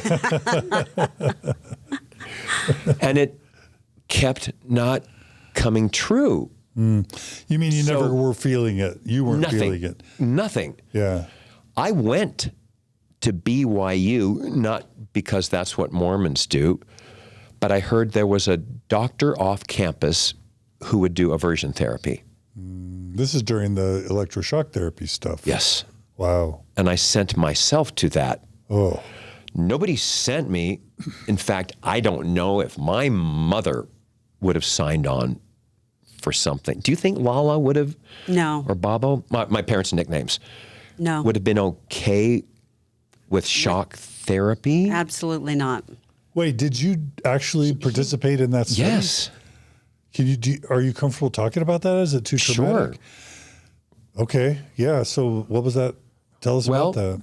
Dang. You were told to bring porn, and it had to be the porn that worked for you. So erotic gay porn. Yeah. Okay. Well, both. And I had to bring, so I'd go to Salt Lake with Jeff, my buddy who I had a crush on in high school. We'd drive to Salt Lake and go to the porn shop. And I couldn't get hard. The magazines there were just like Playboy and Cavalier and Hustler. Yes, I know the names of the porn magazines and Hustler. yeah. And some kind of real soft-core gay torso or whatever. And you'd bring this to the doctor guy, and he'd put these wires on you in like the places, you know what they call horse bites? Skin here, your inner thighs is the most sensitive part of your flesh. So not to your genitals, and I don't mean to be No, graphic. God, no. Okay. So I take the second to having it on your testicles. But so then he would show slides. He'd turn them into slides and, And you've got electrodes hooked up to your body yeah, that deliver a shock. yeah. And when there was a pornographic picture of a woman, there was no shock. With the guys, sometimes there was none. Sometimes it was a short one. Sometimes it was really long, so you couldn't prepare. And it didn't work. What does that mean? Did you get aroused looking By at the the male women? porn versus the women Oh, porn? hells yeah. Since I Okay. was in junior high, But in the I was study, aroused by that. in the study, would you have arousal or not, and then get shocked? Oh, well, I'm strapped up to this and that. No. Okay. There was nothing sexual about porn Yeah. when you got electrodes Yeah. hooked up to you. So it almost doesn't, it doesn't even work because you're straight, gay, whatever, you're attached to things. How are you going to have Under stress. And you're being Under observed. stress. You're being observed, right? Yeah. Yeah. Okay, so it wasn't And about. I failed at it. What does that mean? What did I mean in the context of the study failing? Well, it wasn't a study. It wasn't part of a study. Oh, it was therapy. It was therapy. Okay. From this off-campus guy another guy that I knew said, hey, you can do this, because he likewise was gay and he took the treatment. I don't know how that panned out with him.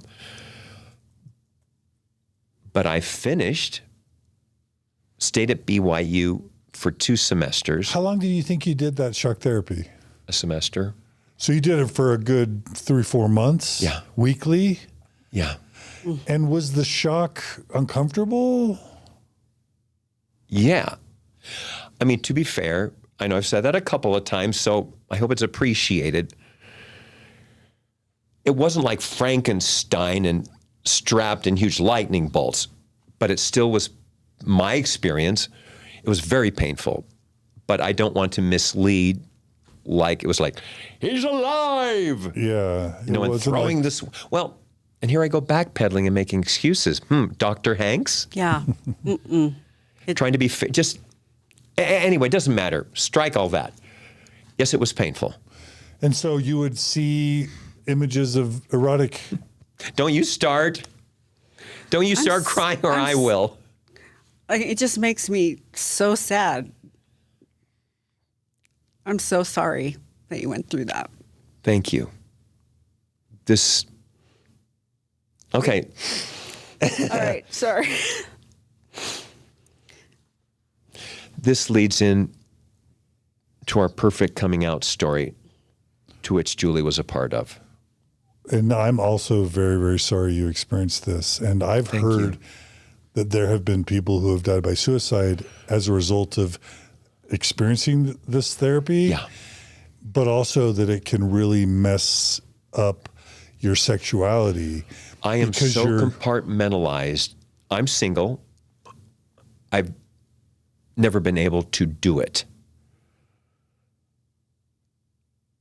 I think it fucked up a lot of stuff. And a lot of people, they got over it. Everybody's different how deep something will go. But which will then go into the Book of Mormon, the song, if any of you know. Have you seen it? Turn it off. Yes. Yeah. Bullseye. That song destroyed me. Have you seen Book of Mormon, I Julie? haven't, no. Well, we can get into that later, but since we're talking about the coming out, my mom had a dining room table that sat 16. We were a very large family, obviously. And I am so proud that our family never left the table. Dinner was less about food, wouldn't you say, honey?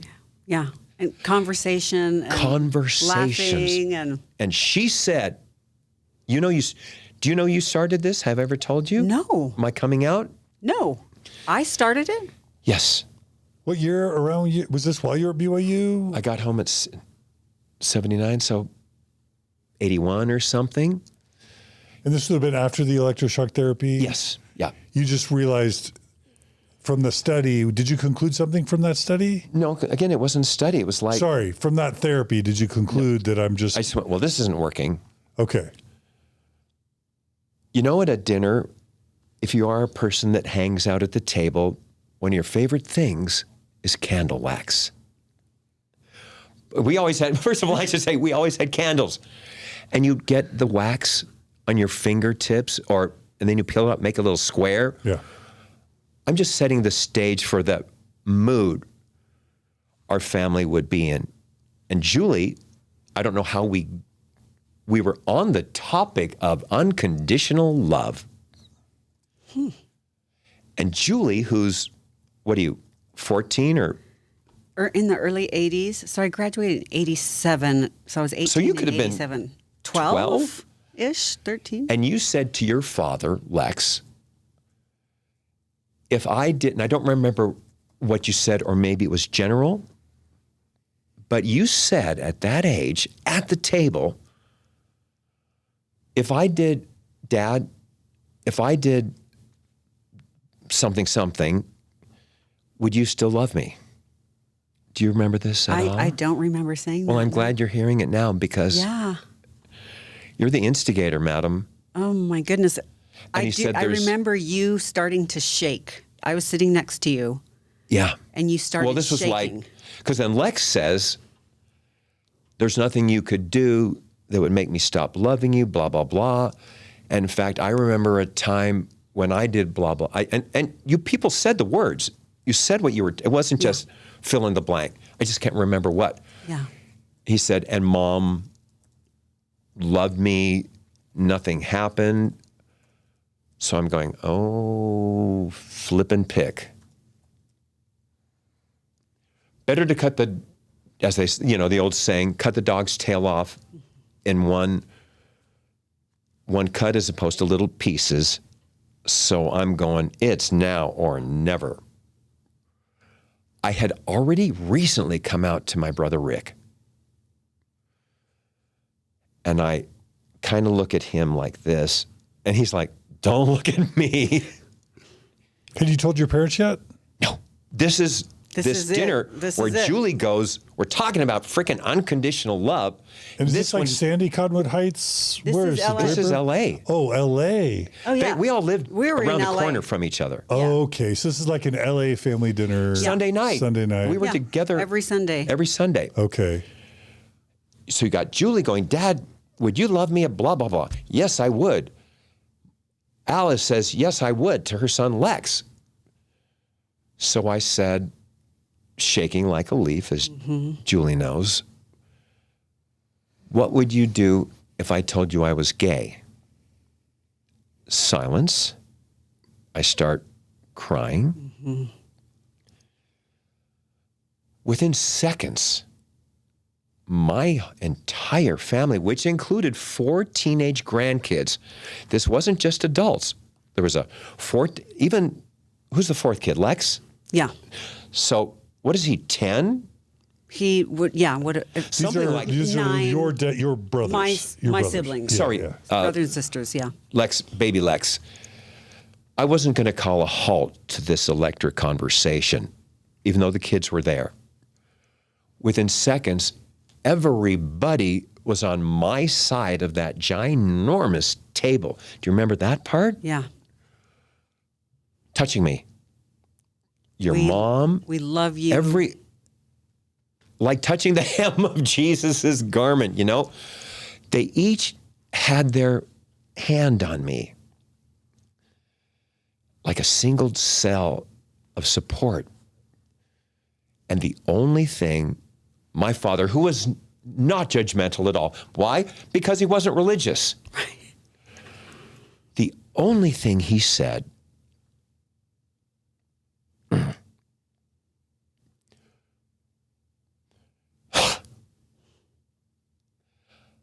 I'm sorry you've had to go through all of this alone.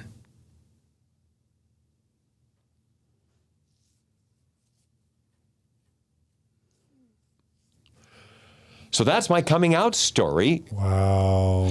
And I got to say one thing about, Julie and I last night were talking about the expression passing. If you're a fair-skinned black person, you could pass for being white. And in the gay community, we all tried to pass. But speaking of the African-American experience, when someone beats you up because you're black or whatever traumatic thing happens to you, you go home to a black family. And you can say everything about it if you choose, because they can relate. Any gay kid who gets beat up or name called or whatever, you can't disclose that because it's not like you come home to a family of homosexuals where they can go, honey, I remember when I was a teenager, and as a parent might do with a child that's struggling with I don't know what. So a gay kid has to keep that all under wraps because you can't tell them why you got punched in the stomach or, whatever. Yeah. That's not at all to say that the black experience. No, of course. But they at least got, my point is, they could go home to like-minded people. Yeah. What I'm struck with, and I don't mean to like try and stick it to the church, but what I'm struck with is it was your dad's non-Mormonness and your family's unorthodoxy that allowed them to give you a loving, supportive response. In other words, it was the opposite of what the church wanted for them. Because it was strictly love. It was organic. At that evening, the world had disappeared. And the only thing Mom ever said at that evening was, yeah, I've often wondered. But that was it. What do you think, Julie? Oh, I've never asked you kids. I mean, you were an Orthodox because you're a child. Well, yeah, and I also had a very different upbringing. In my family, there was a lot more Orthodox beliefs and teaching. We did read the scriptures. We did, do all of those kinds of things. And but I remember I only felt love because of my relationship with you and how much I loved you. It was just like, okay. And from that moment on, I became an ally for LGBTQ people. It's like, oh, you know what? The church says this, but I don't agree with this. Even at that age. It changed me because I'm like, wow. Well, Cam's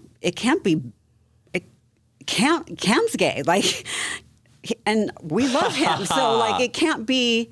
If my uncle, who I adore, possibly more than anyone on the planet, how can this be bad or wrong? And so I just stood up. This is so interesting. For LGBT. Hearing this for the first time. Yeah, it changed me. And knowing you and loving you and knowing, having you come out changed me. I hadn't thought a lot about homosexuality, right? Why would you? But from that point on, it was like on my radar. And so thank you for like opening up my world. Well, thank you for being acceptance. A part of this evening. When I finally left the church, when I figured I've done all the dating I can with women. And diversion therapy. Yes. My bishop was the sweetest man, Arlen. Sweetest man there could be. But you guys as doctors, and I as just a layperson, know that clergy should not be lay people. You're a pharmacist, you're a fireman, or a gardener. You don't know how to. Yeah. You don't have the tools. So I go in, and I tell my bishop, who was a friend of the family. Yeah. We adored him. What's his last name, or do you not want to say? Is it Woodward? Yes, Arlen Woodward. Yeah, so who were very tight with our family. Well, and his daughter was one of my very best friends growing up. Yeah. Yeah. And I told him that I was gay. And Arlen, bless his heart, and I mean that sincerely, not like, bless your heart. He said, oh, come on, Cam. A Greek god like you?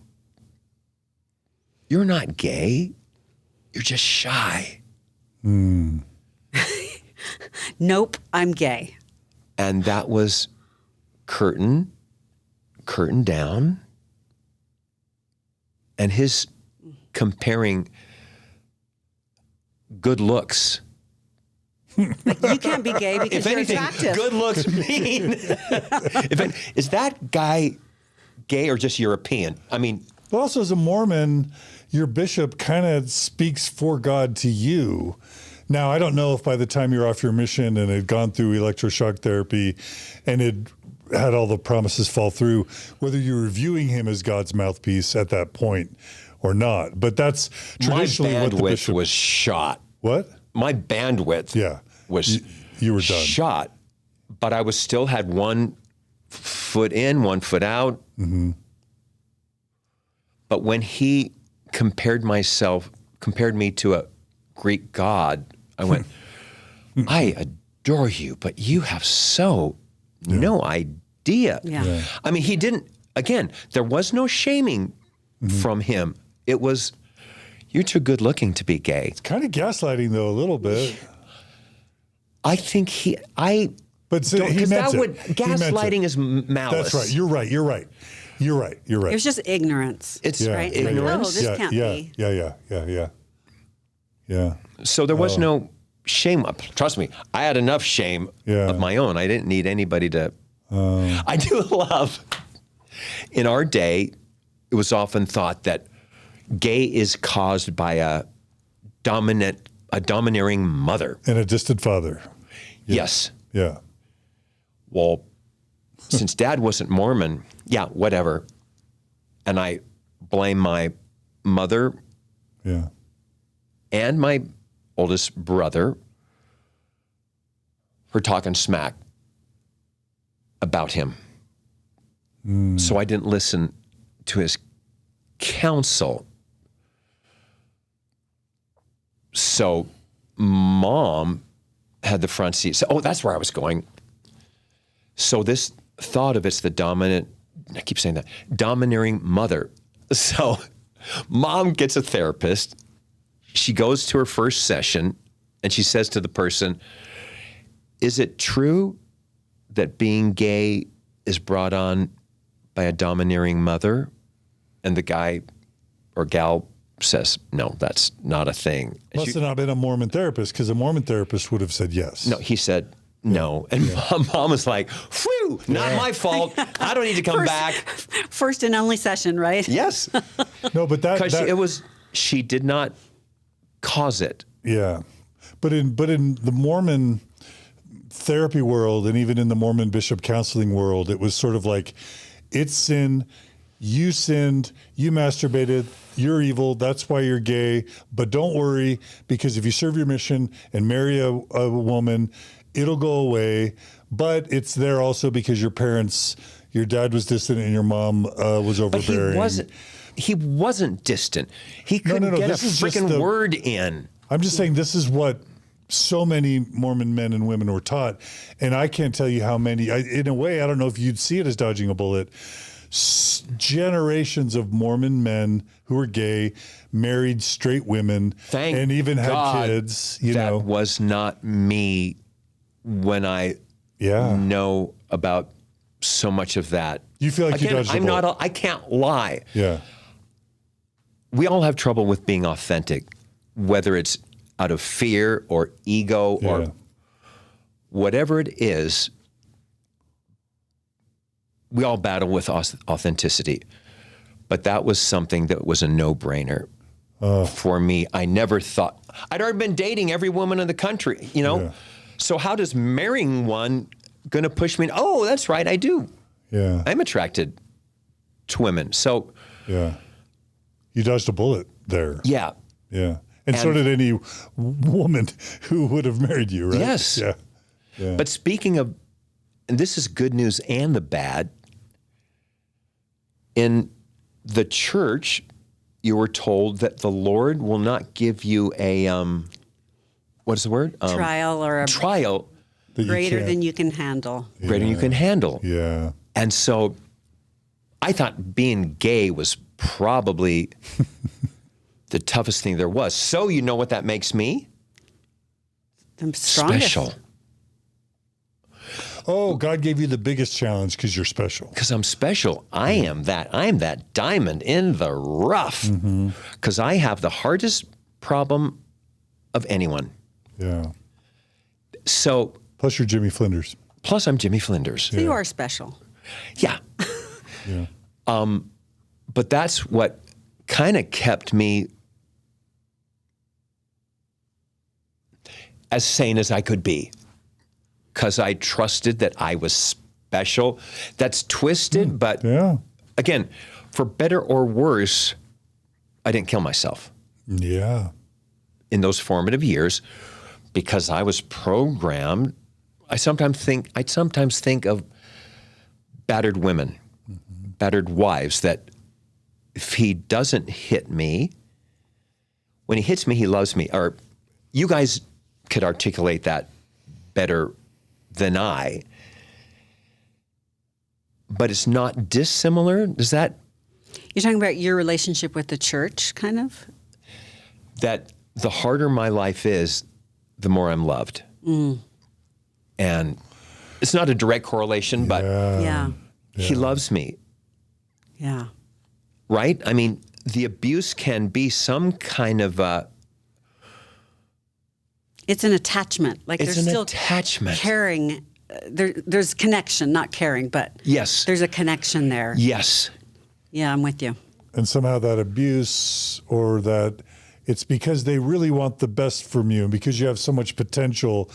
So in some ways you deserve it, but in some ways it makes you special, and it keeps you connected to something that is in some ways very also toxic. It's Yeah, lifting I mean, you it up. was- And, Although incorrect, it was praise. toxic praise kind of. Yeah. And then, of course, you're reading Paul Dunn's book, I Challenge You, I Promise You, which was very cleverly designed. Are you old enough to remember that book? No. It was a book. Do you remember it, John? No, I remember Paul Dunn, but not the book. Yeah. I Challenge You, I Promise You. It was written upside down and right side up. You read it like this, you get the challenges. You turn it upside down to the back cover. Oh, So the front is now upside down. You've turned the book, now you're getting the promises. wow. Very clever. That's great. Wow. Isn't that wild? Yeah, that's crazy. So you'd read page 1, and again, I'm 14, 15.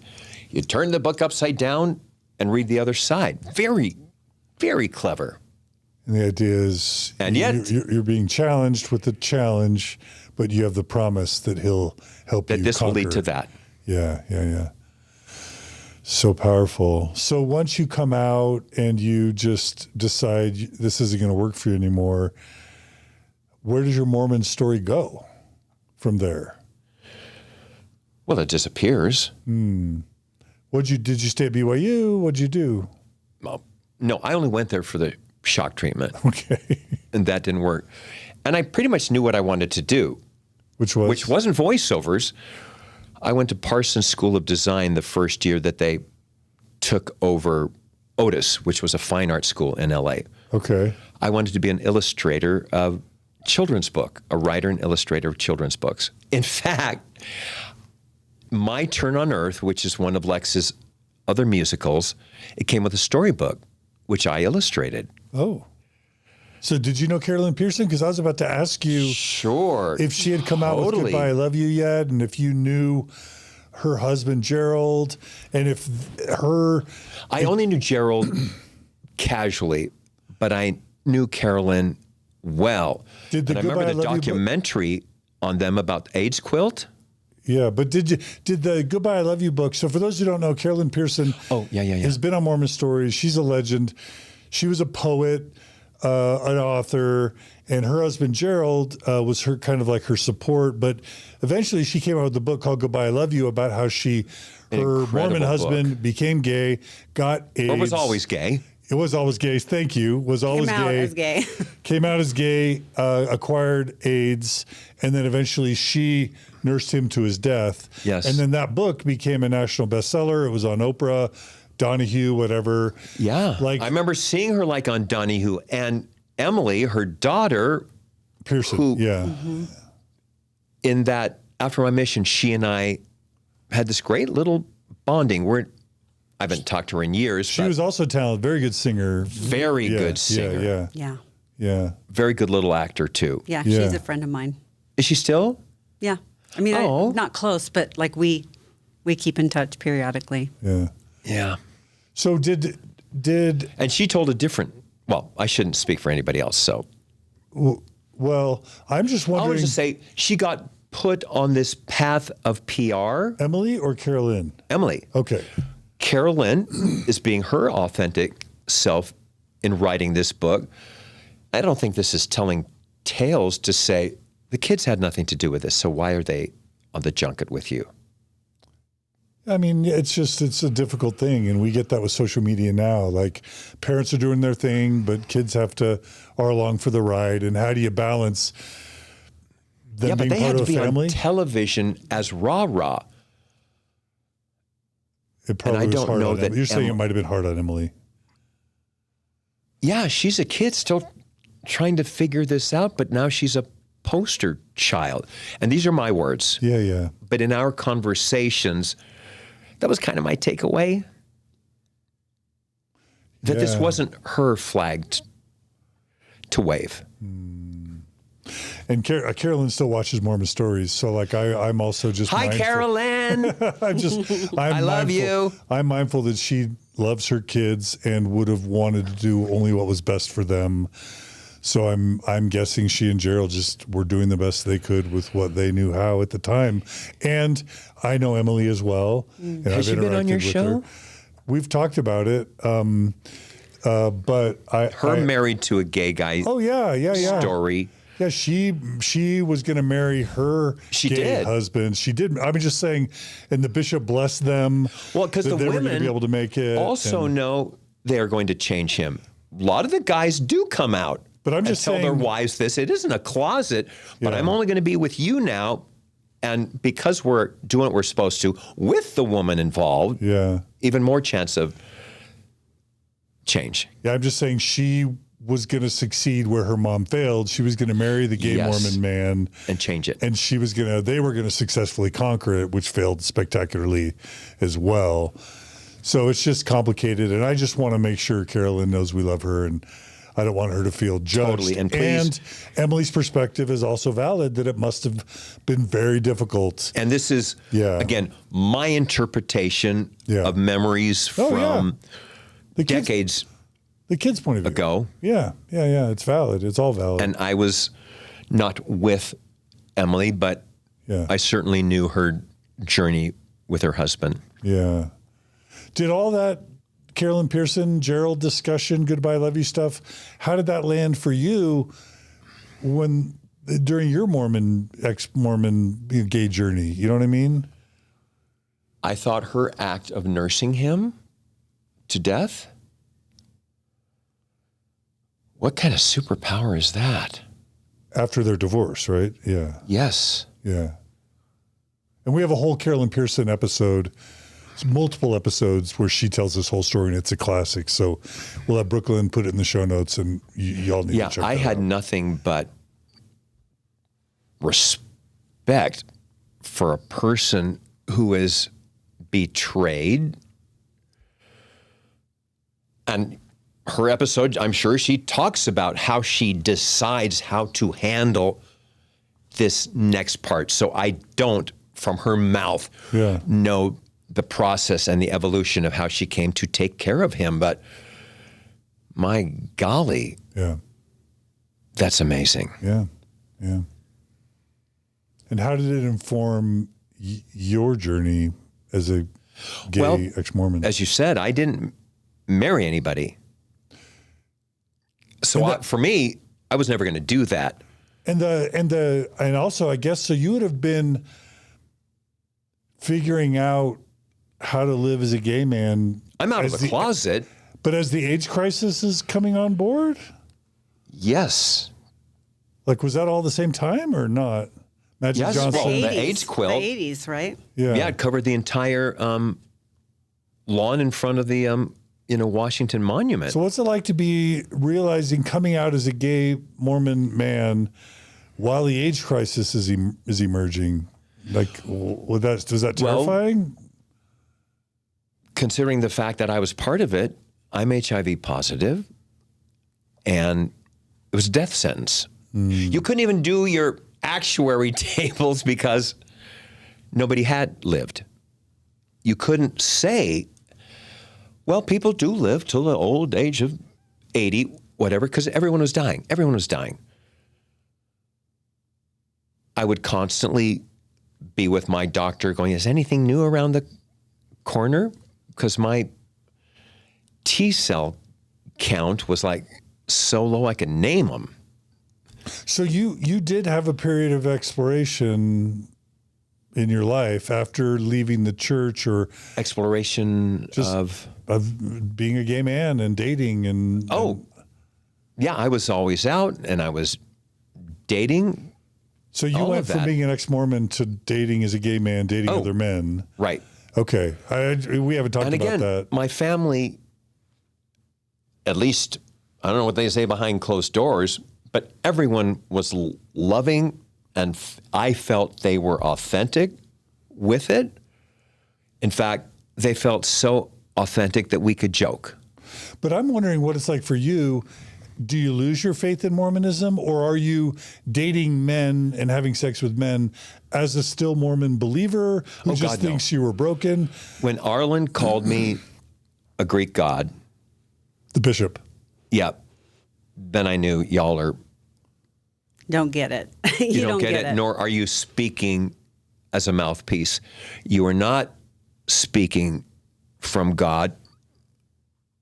And I was on the fence about believing in God, but I knew that was not inspiration, as well meant as it was. I went, you got to check your telephone wires, because The backbone.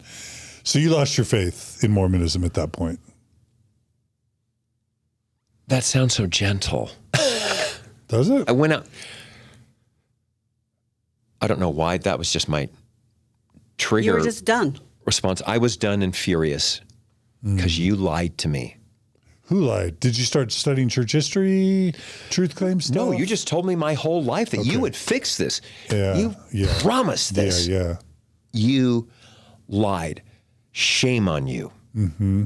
Shame on you. And you're calling this inspiration. And we can say that about all kinds of leaders, religious or otherwise, but religious leaders especially, because you're supposed to be a rebel like Jesus. And yet you are always, the Mormons are always on the wrong side of history. Can't you be a rebel and be before everyone like Christ was with his change of teachings? Yeah, we're done with that. I'm going to teach you something more sophisticated. The black thing, which we don't need to go into, but it's after the fact. I'm on my mission when they do. And they are never the first at any kind. And churches, not all the churches, let me be clear about that. But you are never with a radical thought. You are never with a radical thought to change things for the better. You get on board so after the fact. Mm-hmm. So how is God at the head of that? Why, if there is a God, why is he making the non-believers more radical? You're supposed to be a leader. You're supposed to be the shepherd. You're the shepherd's mouthpiece, yet you don't have your staff in front of the sheep. You're behind him. So struggling with fury remains part of my turn on earth, shall we say. Valid. Very valid. What do you want to share? Like from going from never dating men to leaving the church, to losing your faith in the church, during the AIDS scare, to be dating men and I assume having sex. Like, what's that like for a boy raised Mormon who was Jimmy Flinders in Saturday's Warrior, who was kind of even a Mormon celebrity? Fortunately, I had the health. Like I said, you are not under inspiration.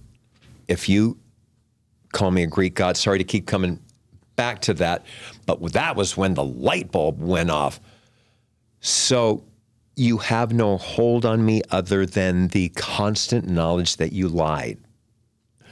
So I had no trouble going, God isn't at the head of this if there's no radical thinking. You know, why can't women be priests? I mean, I don't need to go off on a, equity rampage here, because that's not our story. I will say testing positive when everyone was dying. It was going to be my 40th birthday soon. And well, let me sorry, I do want to get to that 100%. I'm just this idea of being raised Mormon, having a delayed adolescence, and I'm not trying to ask like sexual details. I'm just trying to have you discuss, like, as an adult, discovering your sexuality for the first time, and then pursuing, quote, a lifestyle that the church would deem as the most evil possible, and it would be totally new for you, and I would guess terrifying. What was all that like? And yet, the first time I had sex, I felt guilty that I did not feel guilty. Ooh. Do you follow? Yeah. I actually kind of like that, but this feels, I'm home. This is authentic. This is authenticity, and I wasn't even looking for. In fact, I was going to a job interview, and a car drove by, and we just started chatting, and he gave me his phone number. Mm-hmm. And after that audition, I went straight to his house, not really knowing anything that might transpire. But I felt no guilt. So I didn't have to when I say I felt guilty that I didn't feel guilty, that's a very intellectual place. But as far as visceral guilt, none. And did you get to experience love, or like courtship and love and companionship and all that stuff? I am so compartmentalized that I have not. I feel like Spock. Cocks his head because his human genes are not as strong as his Vulcan genes. So you're saying you kind of have compartmentalized into logic and reason and your emotional side. Because I didn't feel organic about love. And I still struggle with that. So I have dated up a storm, but I've dated people for extensions of time, but not living with anybody or calling it my boyfriend. I was dating. Giant fear factors in there, and it has remained in the forefront. And I've spent more money. My name should be above some psychiatric college as the Cam Clarke therapeutic endowed chair of psychiatry. Yeah. You mentioned that the electroshock therapy harmed you. I thought I heard you say that it kept you from being able to have sex after your shock therapy. Did I mishear that? And again, I'm not trying to dig into details. The treatment is, I guess if you want to be technical, it is about sex, but it's actually about changing your entire person. Yeah. So I wasn't speaking of sex as a standalone. Okay. But all that self-loathing and the shock treatment did the damage so that by the time I went, I don't feel guilty about this, I can't even unpack it to this day. I just know I've not, people go, well, at least look who you are now. I'm going, yeah, that's why I still have fury. My dog ate my homework. I'm not putting myself down. I'm just saying, as the cards fell with this boy's personality, it was a formula for disaster. And I have certainly done enough therapy to try to unpack it, but. So you were able to have sex. Oh yeah. But it messed up your ability to have healthy, normative, emotional, or love-based relationships. Yes. Is that right? I don't want to put words in your mouth. that works. That's the thing, is that relationships aren't about sex. I mean, loving, committed relationships are about love. So when we focus on the sex, we forget that it's really just about being able to find a companion that we want to do life with, right? And the expression that we use about love, when you get an apartment, that's love, a partner, I fell in love. What is the verb to fall? You guys tell me what that is. What is fall? Falling. It's an accident. It happens without your being involved. You don't go out to, slip on a banana peel or walk on black ice. It happens, positive or negative. You fall in love like black ice. It happens to you. I have never been able to use the verb to fall. I've never had the organic element of, we met at a friend's picnic and we didn't like each other at first, but then I fell for him hard. You fell. Okay, that's what I'm talking about. It's an element in my personality that evades me. Evade? Is that the right word? Evades my development. So I don't get any help from nature. Mm-hmm. Yeah. Yeah. I mean, if you had been able to just fall in love as a high school kid and date. I'd like to think so. And be out and open about who you were and have people excited for who you were. And you weren't paranoid about masturbating or what thoughts you had. And you were just able to have a normal developmental formation, adolescence. Of intimacy. Yeah. Things might have been very different. Do you guys, have you had clients suffering from Spock syndrome? Feeling disconnected from... Feeling that they do not have the tools to be intimate.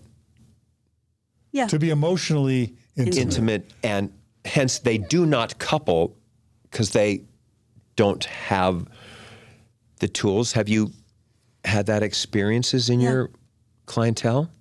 I think Margie would say I'm super cerebral and compartmentalized, especially during emotional conflict, and I can turn off my emotions and be very analytical. You're saying you can? Yeah, that Margie would say I, in many ways, was emotionally stunted by the compartmentalization that I had to do. And she would say I've had to do a lot of work in the past decade or two to learn to be more in touch with my emotions, to not be disconnected from them.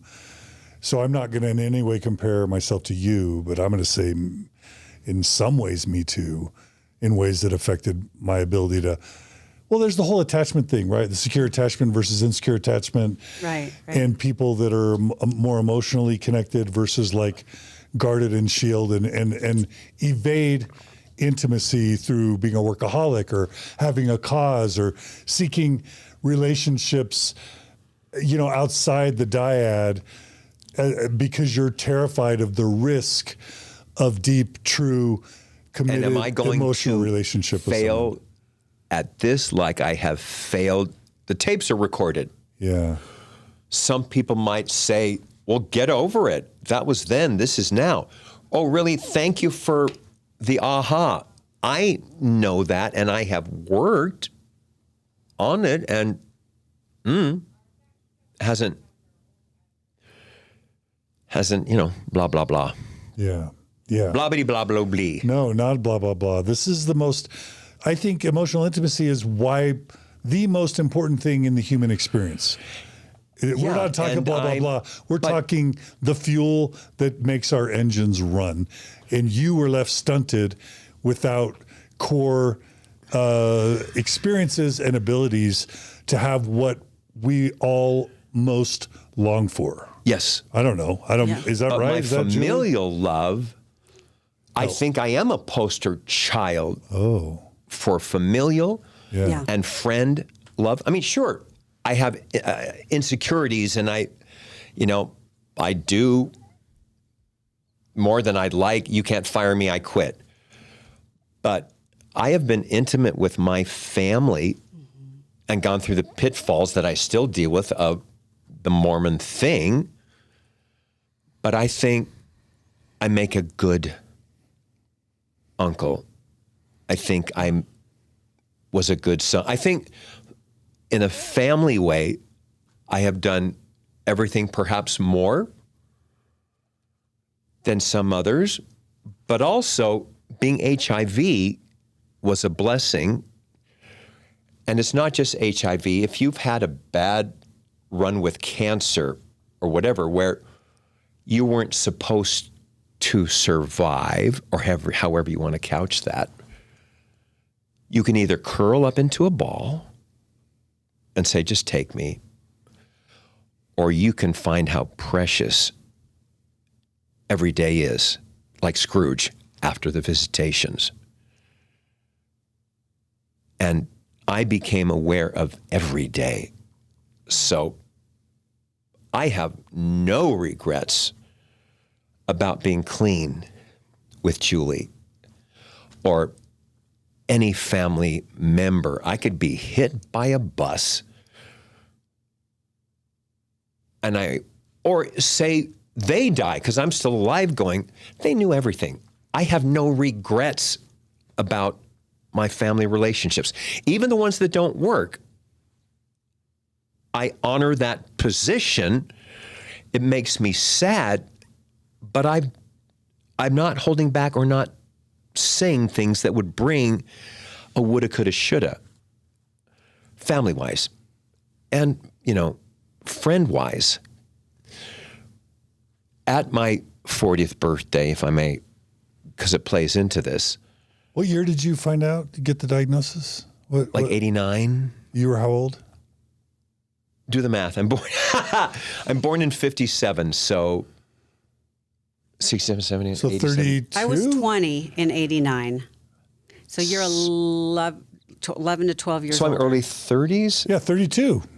Please call in. Operators are standing by and give us the correct number of my age and you will win. So in your early 30s, you were diagnosed with HIV. Does that sound right? Yes, because I'm having my 40th birthday and it might have been 7 years or whatever. Okay. I knew I wasn't going to make it to 50 and doubtful I would make it to the half decade to 45. Mm-hmm. So I threw 2 separate birthday parties.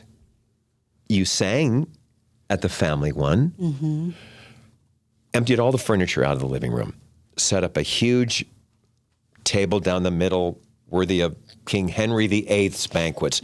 Huge. I had one dinner with my friends and one with my family. None of them knew this, but I was saying goodbye. I bought everyone a present, and I roasted and toasted each one individually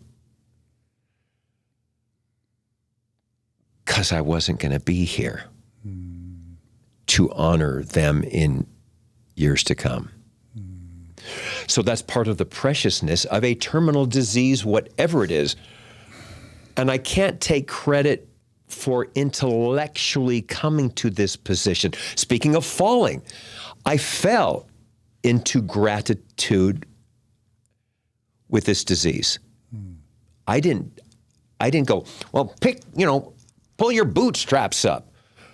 I just fell into that position. Cam, you're a miracle. Like, I'm not trying to flatter you, but you're a miracle. He likes being flattered. That's okay. Yes. Keep Bring it on. flattering. No.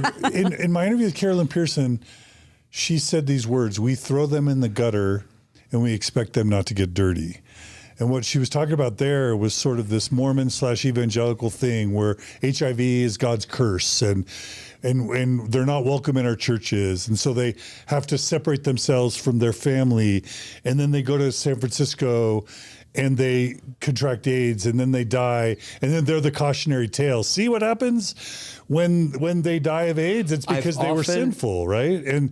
But we do that to them. We reject them. We reject you. And then how do they even live? How do they not die? How do they survive? the fact that you're past your 50s and alive and have thrived and is such a delightful human, not just the miracle of whatever medicine has helped keep you alive, but that's kept your spirit positive and robust and creative and successful. You're a miracle to me. Just this story, you're a miracle to me. Thank you, John. Amen. And thank you, Julie, for being here to support me. Oh, my I have pleasure. to say, a twisted connecting of the dots. I mean it when I say I got to act out running away in Saturday's Warrior, Yeah, Jimmy runs away. which kept me from doing it. If I had not gone on the mission, there are consequences to every decision. Hence, how can you believe in a right and wrong of everything? Because nothing happens in a vacuum.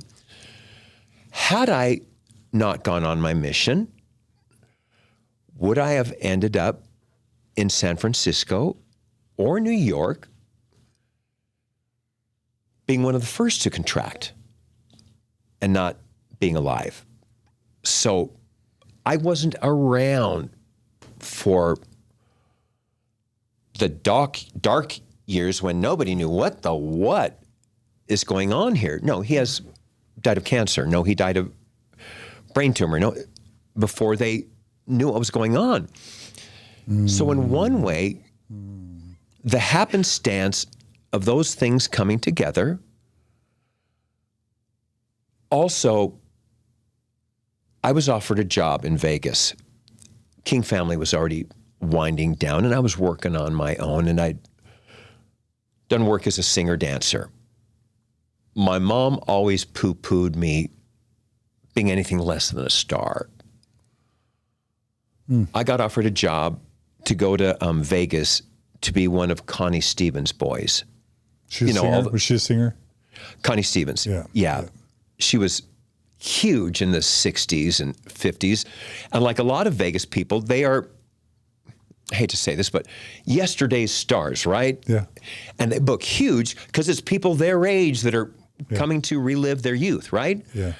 So I would have been one of those singer-dancer boys when this choreographer called me. And I didn't have to audition for a lot of these. I was already being passed around, if you will, as being someone you could go to. I don't need to see him. Let's just hire him, save ourselves an hour.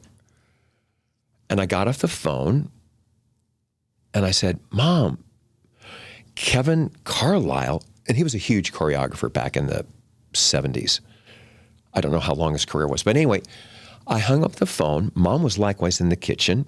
And I said, I've just been offered a job to work with Connie Stevens in Vegas. She was at the sink. She didn't turn around, but kind of over her shoulder says, you don't want to be a chorus boy. Flushed with red. You or her? Me? Yeah. Did she mean I'm too good for the chorus? Or chorus boys are faggoty, effeminate dancer boys? Because I am so afraid of being found out, I chose that I was going to be known as a gay person if I become a singer-dancer. If I was secure enough to think, oh, that's Mom just thinking her baby boy doesn't have to be in the chorus, I could have laughed it off. I had a caroling, I'm really getting off topic. I had a caroling group after college. It was like a garage band, 3 of my best friends, and our reputation got around, and we were booked all November and December, having the time of our lives because we were pals. We were all terrific singers, and I loved to sing. And Mom, I remember her saying on more than one occasion, oh, why are you doing that? Likewise, being a caroler is not being a star or, however you want to say that. And I was able to laugh and go, dude, I'm having the time of my life and I'm making Christmas money. Am I working? Yeah, I'm already working. But what part of I'm enjoying doing what I enjoy to do, which is using my gift for music and directing and producing and having a reputation that I don't have to put out an ad, just like as a singer-dancer. So to bring that back in, I've thought, had I gone to Vegas and become a singer-dancer? You didn't go. No, I was too ashamed. Add to that, I was still doing Saturday's Warrior and doing King Family. So I was making some good money. So I told myself I was passing because of money. I think part of me was. I don't think that was a lie. I was a good businessman going, you're doing these other things. And I was literally talking about money. I wasn't going, you're a star in Saturday's Warrior. I just went, let's check my wallet. That's bigger money. And I am having a blast. But had I chosen it, had I come out earlier, and I hate to sound so stereotypical, but we have the facts in the history book. I could have been infected earlier, hence not have the medication that came along by the time I contracted it. I mean, that's great framing. It's powerful framing, right? I mean, it's resilient. Right. It's resilient framing, right? And it's true. It's Sometimes, and thank you, and I appreciate it. Sometimes I wish there was a different word than resilience. What's that? Resilience is about surviving. It is a positive word, yet for me, it also speaks of having to rise above. And Like I know brokenness or Yes. defect. Yes. And you don't like that connotation. And I know it's a good word, but for me, I don't want to be resilient. I want to just be. And I would, in my brain, my history, my journey, resilience also reminds me of you will not be tempted more than you can stand. I mean, weird connecting of the dots, but it is so in my brain. Valid. And I kind of wanted to just be. And this isn't an accusation No, of using the word. Love it. I just don't want to be resilient. Yeah, I want to be stronger yeah. than resilience. I mean, that might not even make sense to be stronger than resilience, because we all have things we have to be. We're resilient or we have a problem, but it just had this extra baggage on the word. Yeah, that being gay is a defect that you have to be resilient to overcome. Yes. It's not a defect. It's not a broken. Yeah. Yeah, it's a beautiful part of who you are. Yeah. Is that right? Yes. I don't show resilience for being a man or being an artist. Right. Those are fine things, or being a good singer. No, resilience is required. Yet life comes with need of that. I'm kind of talking in circles about it's beautiful. that right now. Julie, I just want to jump in. How do you feel hearing this from Cam and just everything he's just shared? It's some intense stuff, and you were a witness to him, but he's also sharing something really personal right now. Is there anything, I'm just dying to hear your reaction to all of this. Just love and respect. And and you are part of the survival after the fact. Tell them about your son and me and you. If you want to. The book. I was So my son was probably 5, my oldest, and We're sitting on the couch at her house, just the 3 of us. and somehow we were talking about Pictures that she's were marrying- photographs or they're going to marry this person or something about marriage, and he said, well, but he can't marry a boy, and I said, oh yeah, he can in Hawaii. I don't even recall that you said Hawaii. Oh, because I think gay marriage was anyway. We remember it it was. different. Oh, yes, Yeah. I remember it well. I just remember the simplicity Just like, with which you said it. Like, It oh yes, they wasn't- can. Yeah, they can. It be wasn't together. like a learning moment. It was. It just is. You Spontaneous. just went, yeah, they Yeah. can. Yeah. They can be together. It Yeah. wasn't, sweetie, let me tell you something about life. Yeah. It just flowed out of your mouth with no That's because of fanfare. That's because of you. That's because of you. It seems more universal. You got to give yourself credit Okay. for. Yeah. Like But I thank you. try to be aware, right? But because of my early experiences of knowing and loving you and only wanting good things for you and, and wanting you to have everything you want. Yeah. So thank you. Because I credit you for that awareness and having that just be like, well, of course. I can Of even course men can remember be married. my body language. It's almost like I went, "Woo?"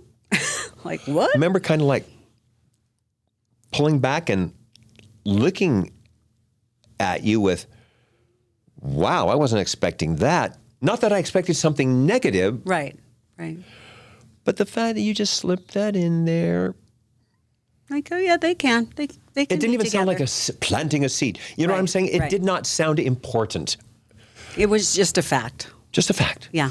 Julie, Yeah, I'm thank dying you. to know, as an Orthodox Mormon, believing Mormon, what was it like to see the LDS, if you want to share? Yeah. You can say, I don't want to share. Okay. To see the LDS Church, whether it's Prop 8 or Prop 22 or the exclusion policy in 2015 or the reversal in 2019 or even today, what's it been like for you to love Cam, to know Cam, to support Cam, and to have also been such a committed member of the church that seemed to constantly be declaring war on Cam and people like him? Yeah. been hard? It's been really hard, John. And it's given, my love for Cam has given me the courage to say, like, that's wrong. That policy is wrong. Like the 2015 policy, I knew, I'm like, oh, that is not of God. And I was able to say that, and I was able to say, there are lots of things about the church that I love, and they're wrong about this. They've got it wrong. And be able to, declare that and be able to kind of, just say they get a lot of things wrong. It must When have the also made you prop- sad, though, right? Yeah, really sad. And just because of the pain, like unnecessary pain. Not just of Cam's story, but, LGBTQ, friends, family members, clients. Like, we don't have to create this pain, I was shocked because my family was so on board out the gate. And when the church decided to take a political stand against 8, I mean, did you're not. a Californian. Yeah, you're a Californian. I did not have the antibodies required to have my family that has been so ahead of the curve of so many stories I've heard from other people. That broke my heart. And it was a really hard time, to the point, knowing that I'm not in a relationship, but that isn't what it's about. I wrote everyone and said, I just need to know where you stand on this, because I'm seeing 800-pound gorillas around you, and you can help me either know that's a real gorilla or that I don't have to think about that with you. as I recall, and I'm trying my best to recall, your mom and your sister Emily had big problems with this. And that was really hard. And yet, I don't know how many years had passed.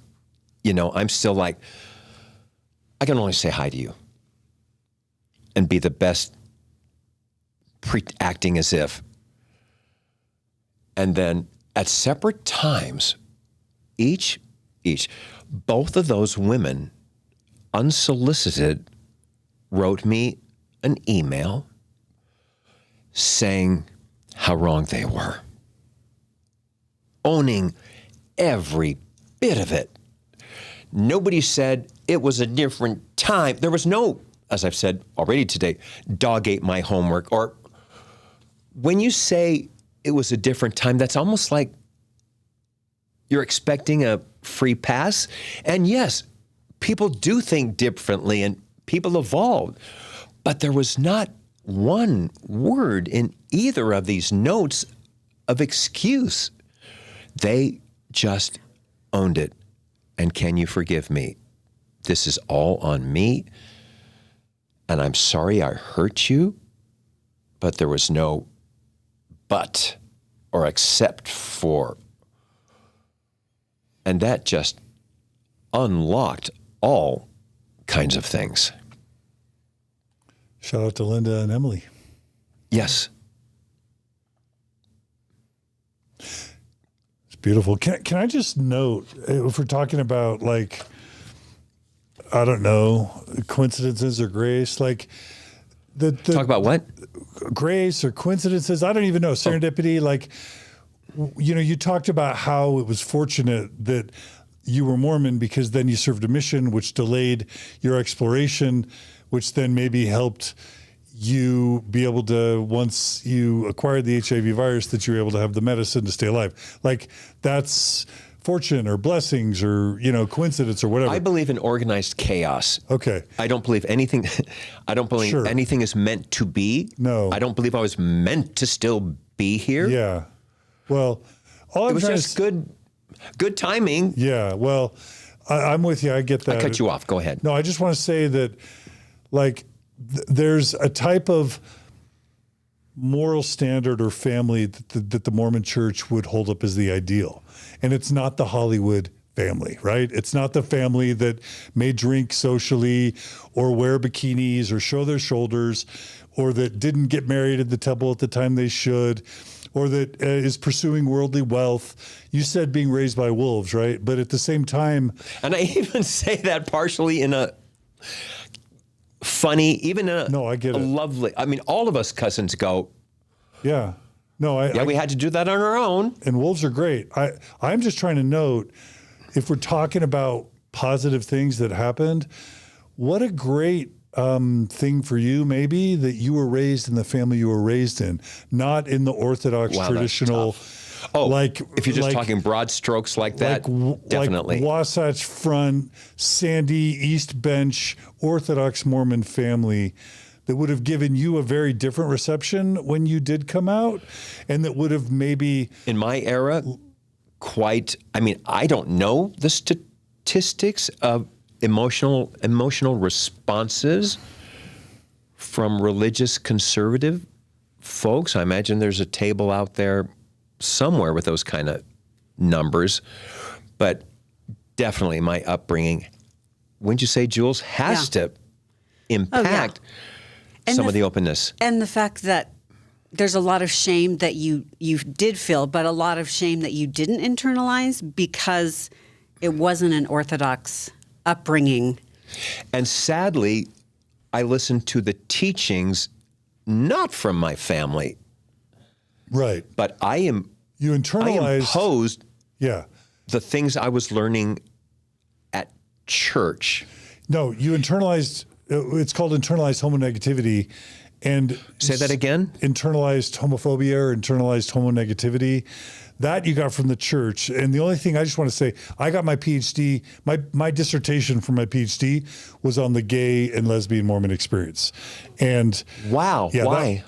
Just because I had some cousins who I loved, who grew up in Ogden, and they came out as gay. And the way that they dealt with that was to move to the other side of the United States and cut themselves off from the Mormon family and stop coming to family reunions. And when I reconnected with them at BYU, got to hear their stories, realized that they were lovely, Harvard educated, or, just professional, beautiful, kind, talented men. Did have any buts from the family. And in fact, because my dad wasn't LDS, the three of us were in my mom's little dressing room area. And somehow we were talking about sex or something in that realm, about chastity. Yeah. And Dad says, but if you do decide, be sure to have a condom. Mm-hmm. And Mother and I were incensed. Because just say no. Mm-hmm. Yeah. But Dad had no judgment. Yeah. Yeah. Safety first, maybe. Yeah. But not rejection. And the only thing I was going to say is from my dissertation on the LGBT Mormon experience, one of the most important pieces of research I found was that LGBT youth who experience high levels of rejection from their family, as opposed to from their church, from their family, are 3 times more likely to engage in risky sexual behavior, 3 times more likely to engage in illegal drug use, and 8 times more likely to attempt or complete suicide. It's the family rejection that is the core determining factor in whether many of these LGBT kids live or die. And all I'm saying is your Hollywood Mormon family may not have been the perfect Mormon family from the Mormon church's standpoint, but it was a family that overall loved and accepted you, which I think might be an important part of why you're here today with us and why you've been able to live the big, beautiful life you've had, is you didn't have the family that highly rejected you, that made you feel highly rejected, And I'm grateful for that. Me too. Because there certainly was enough from the outside. Yeah. And not just churches, society too had I their guess opinions. they loved you in spite of their religion. In spite. It's like I've heard how nice somebody is and they're not Mormon. Exactly. Can you imagine? That there's that qualifier, right. that except for. Can you imagine? That's mocking, but. No, but the Mormon church teaches wickedness never was happiness. But the truth is, there are behaviors that, quote, wicked Mormons support or tolerate that's actually Christ-like love and kindness. So sometimes things that the church calls wicked is good, and sometimes things the church calls good, like bigotry, is actually wicked. And it's just a crazy world we live in, Yeah. My mom, you mentioned this earlier before we started rolling. I'm sure there was a lot of talk about it, not in front of me. There's a wonderful song from the musical Mame called If He Walked Into My Life Today about do you guys know the musical? Mm-mm. No. I wish I did. You'll have to you have to put my mom singing that song on our show on there. Okay. It's a song. She raises her nephew, and she is like our moms, eccentric, over the top, out of the box. But she sings this song about, did I try too hard, or did I not try enough? That thing that parents go through. Did I forget the boy? Shit, I'm going to have to look these words up. But it's about did I do too much? Did I do little? Was I too harsh or was I too open? And it's this great song of a parental insecurity. Yeah. So fast forward years, and John, you know a little bit of this story. We're at the market, and we bump into Earl Hamner, who was a friend of Mom's. For those who don't know, you might not even know the show, he was the creator of The Waltons, a very successful television show about a big family. And it was autobiographical, beside the point. Anyway, we bump into Earl, who's with his son, who is of a similar age. We're chatting. Mom kind of disappears, and she goes down another aisle. And I hear, Cam, honey, can you come over here? I can't reach this thing. And I'm like, okay, excuse me, guys, I'll be right back. I go over to the other aisle, and she's reaching for a can and kind of conspiratorial. She goes, thanks, honey. Earl's son is gay. Do you want me to ask Earl if he's seeing anybody? You can't make this shit up. That's a Mormon mom. A Hollywood. I mean, that's my mom. Yeah. And I was aware of the progress. At my conventions, at my Comic-Cons, it's not a secret that I'm gay. And even at panels, it may come up and we joke about it. So you're a Comic-Con star because of all your voice acting. I am. Yeah. That's so amazing. Pretty big deal. I'm pretty all that, right? Yeah. And there's a couple of stories here. So let me get linear. Life isn't linear, is it? No, so you ended up having a voice acting career. Yes. Do you want to just talk a tiny bit about that? Because that's interesting, and I think people are going to want to know how you got into it. And I went to art school. Art school is hard and expensive. My brother Rick was working at Warner Brothers at the time in what they call post-production, which is the department of television where you do all the after things, the sound effects and, all that stuff, color correction and the editing. In that world, there are vocal requirements of a television or movie, which is 1 on 40, we have your suspect on Route 9, please respond. Yeah, you need humans for that. We would do everything from fight grunts to hospital PAs to sex scenes, from the football game in the sports bar in the background. The panting. Yes. We do running. I've been an iZombie. I did many a zombie curdle. It's called a curdle. I didn't know that. And speaking of being in the right place at the right time, working for my brother, I met this couple, and they just really took a shine to me. And the wife, who was a big animation performer named Linda Gary, she was huge in the 70s and 80s. She was older than I. She says, have you ever thought of doing this for a living? I went, doing what? This, voiceovers. And I went, no. Well, I think you should. She sets me up with a coach. She sets me up with an agent because she's all that. And it was pretty Cinderella.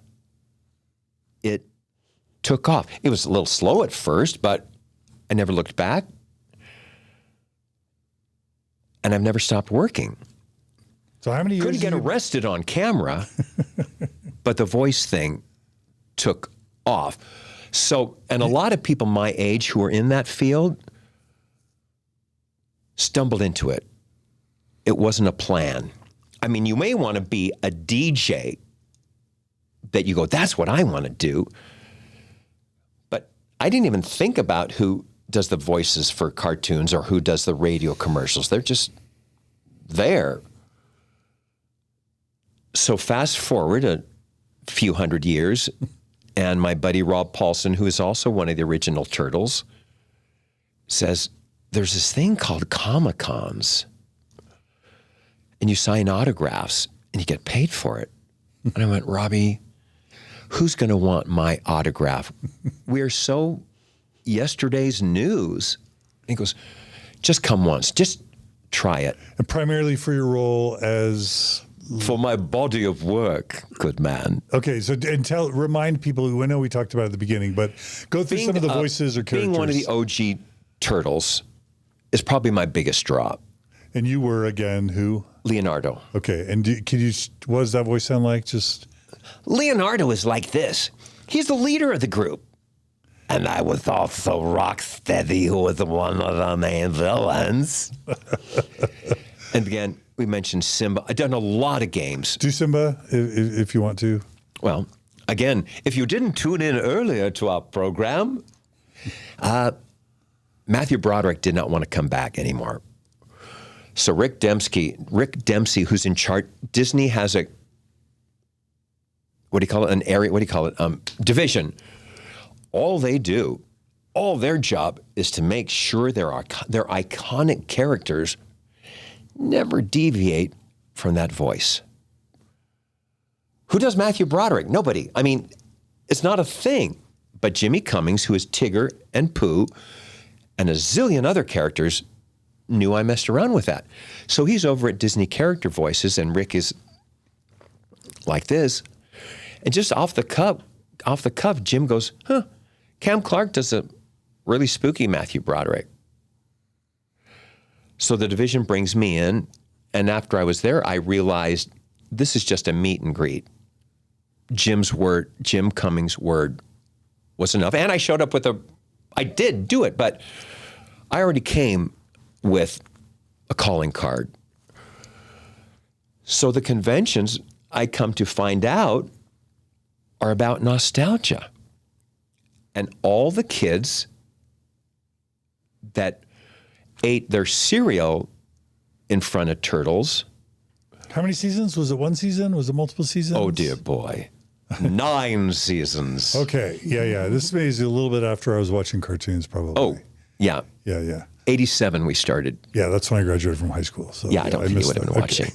So these people line up around the block to get because they're mid-crisis. I mean, they're midlife. And what do you do at midlife? Yeah. You look back to what you perceive as simpler, and you want to revisit your childhood. Well, if those kids watch 9 seasons of you, that's powerful.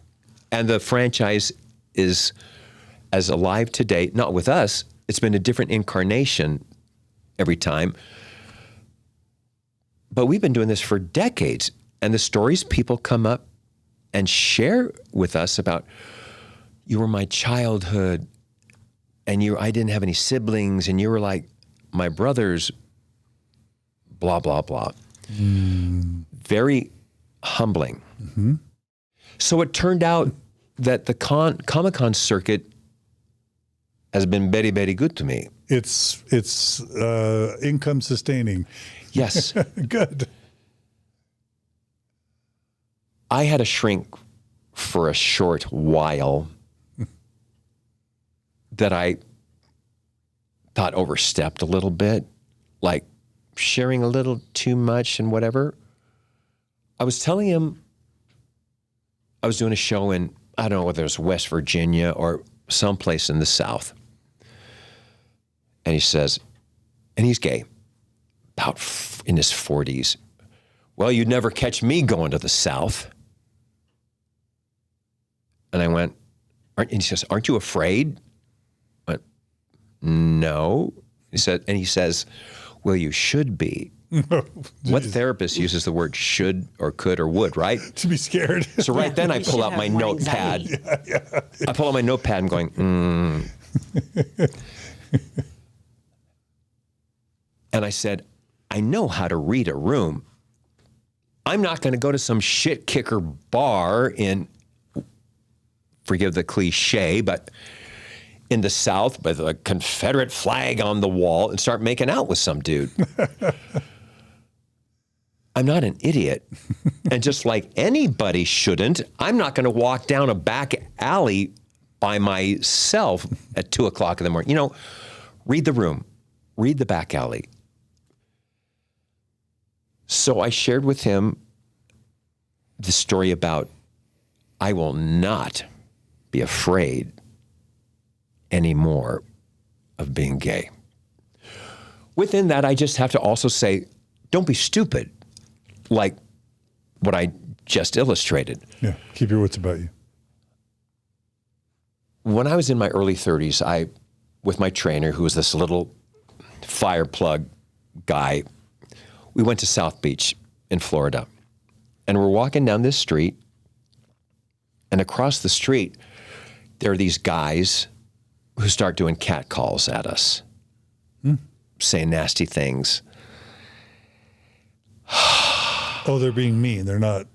Okay. Oh, not like sexy man. Sorry, that's probably the wrong word. Homophobic kind of slurs. Yeah. Okay. And I stopped in my tracks. And I started to cross the street. My friend grabs my arm, grabs my elbow and says, "Don't go over there." And I jerked my arm away from him and I said, "I am exhausted of being afraid. This could go a number of directions. And at this moment, I don't care if they break my leg because I am exhausted." So that exhaustion played out as power, like Network. I'm mad as hell and I'm not going to take it anymore, right? I crossed the street, and in this voice that I'm using with you right now, "I'm sorry, were you talking to me?" What? "No, those things you just said, my friend and I were standing over there, and I just want to know if that was meant for me." And I must have had enough fury and exhaustion with a Charlie Manson chaser that they backed off, and literally backed off, and "No, man, no, no." You're cool. And that from that moment on, I was fearless. Not stupid, but not afraid. And things changed because of, and it could have gone south. It could have gone really badly, but it didn't. So all I can say is it didn't. Yeah. And it played out well. Could have gone, everything could go a different direction, right? Yeah. This played out well. And I shared this with the therapist. I should not be anything, first of all, but I will not be afraid anymore. And I say these things. Yeah. Amen. In the name of what? Cam Clarke. In the name of Leonardo of the Teenage Mutant Ninja Turtles. Amen. And also, the characters I played, Leonardo, He-Man. Wait, you were the He-Man? Second. Okay. In The second 2000, they rebooted it. Nice. Rebooted, and I'm that.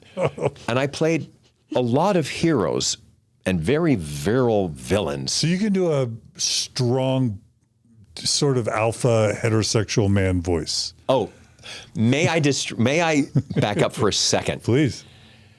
I got this audition. Paula Abdul was having some reality show, something.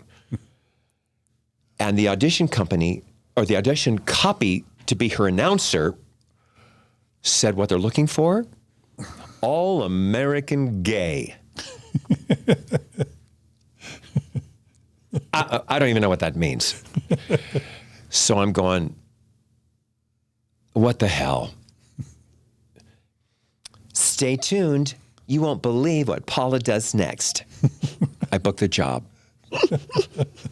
I get there. I do my first read, effeminate like that. The producer gets on the talk back. He goes, Cam, can you pull that back a little bit? Sure. So I pull it back a little bit, but still staying within whatever all-American gay is. By the end of the session, a little more. Pull you back. Stay tuned. You won't believe what Paula does next. So Is that kind of you? Is that just you? Basically? That's what I used. Yeah. So they didn't want gay after all, even though her following is a large percent. A lot of the fabulous women performers have a huge gay following. But to get back to what I was saying, I started getting letters and emails from gay kids around the country because I was out. Basically, if Cam Clarke, this gay man, can be a superhero, maybe I'm not so bad after all. My work here is done. Just this year, when I was in Virginia or someplace, we did our Q&A, and somehow the gay thing came up. Maybe I shared that very story about teenagers writing me letters. And of course, I can't give them counsel. I don't know you. I don't know your parents. But I can be positive and say, yes, I did it. I had this couple come up to me after our panel, very Southern, mountainy kind of people. And they said, Mr. Clarke, we loved your panel, and we just want you to know it is fine by us that you are,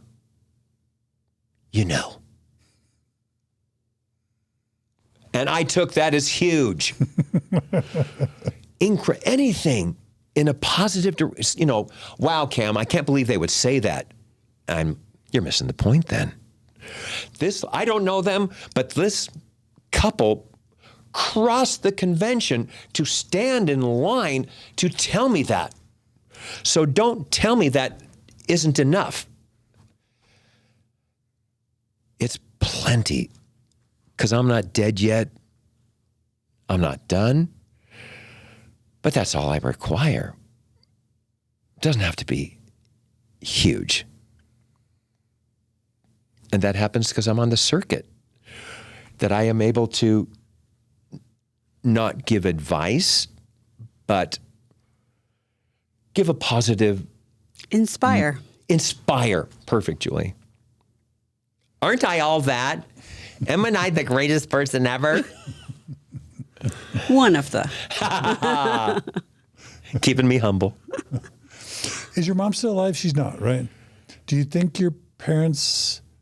I don't know, this is a weird question, but I want to ask if your parents are proud of you, and how would you know? But absolutely. They didn't have to be dead to be proud of me. I don't think there's any eye-opening thing up in the sky, because they were always proud of me. Oh, good. Oh, yeah. Dad, because, as I said earlier, Dad considered his career unsuccessful. And I don't deny those feelings. No, he didn't become a movie star, as Julie knows. He did these schlocky movies, and he was never able to make peace with that there was a fandom for that, because it's not what he wanted.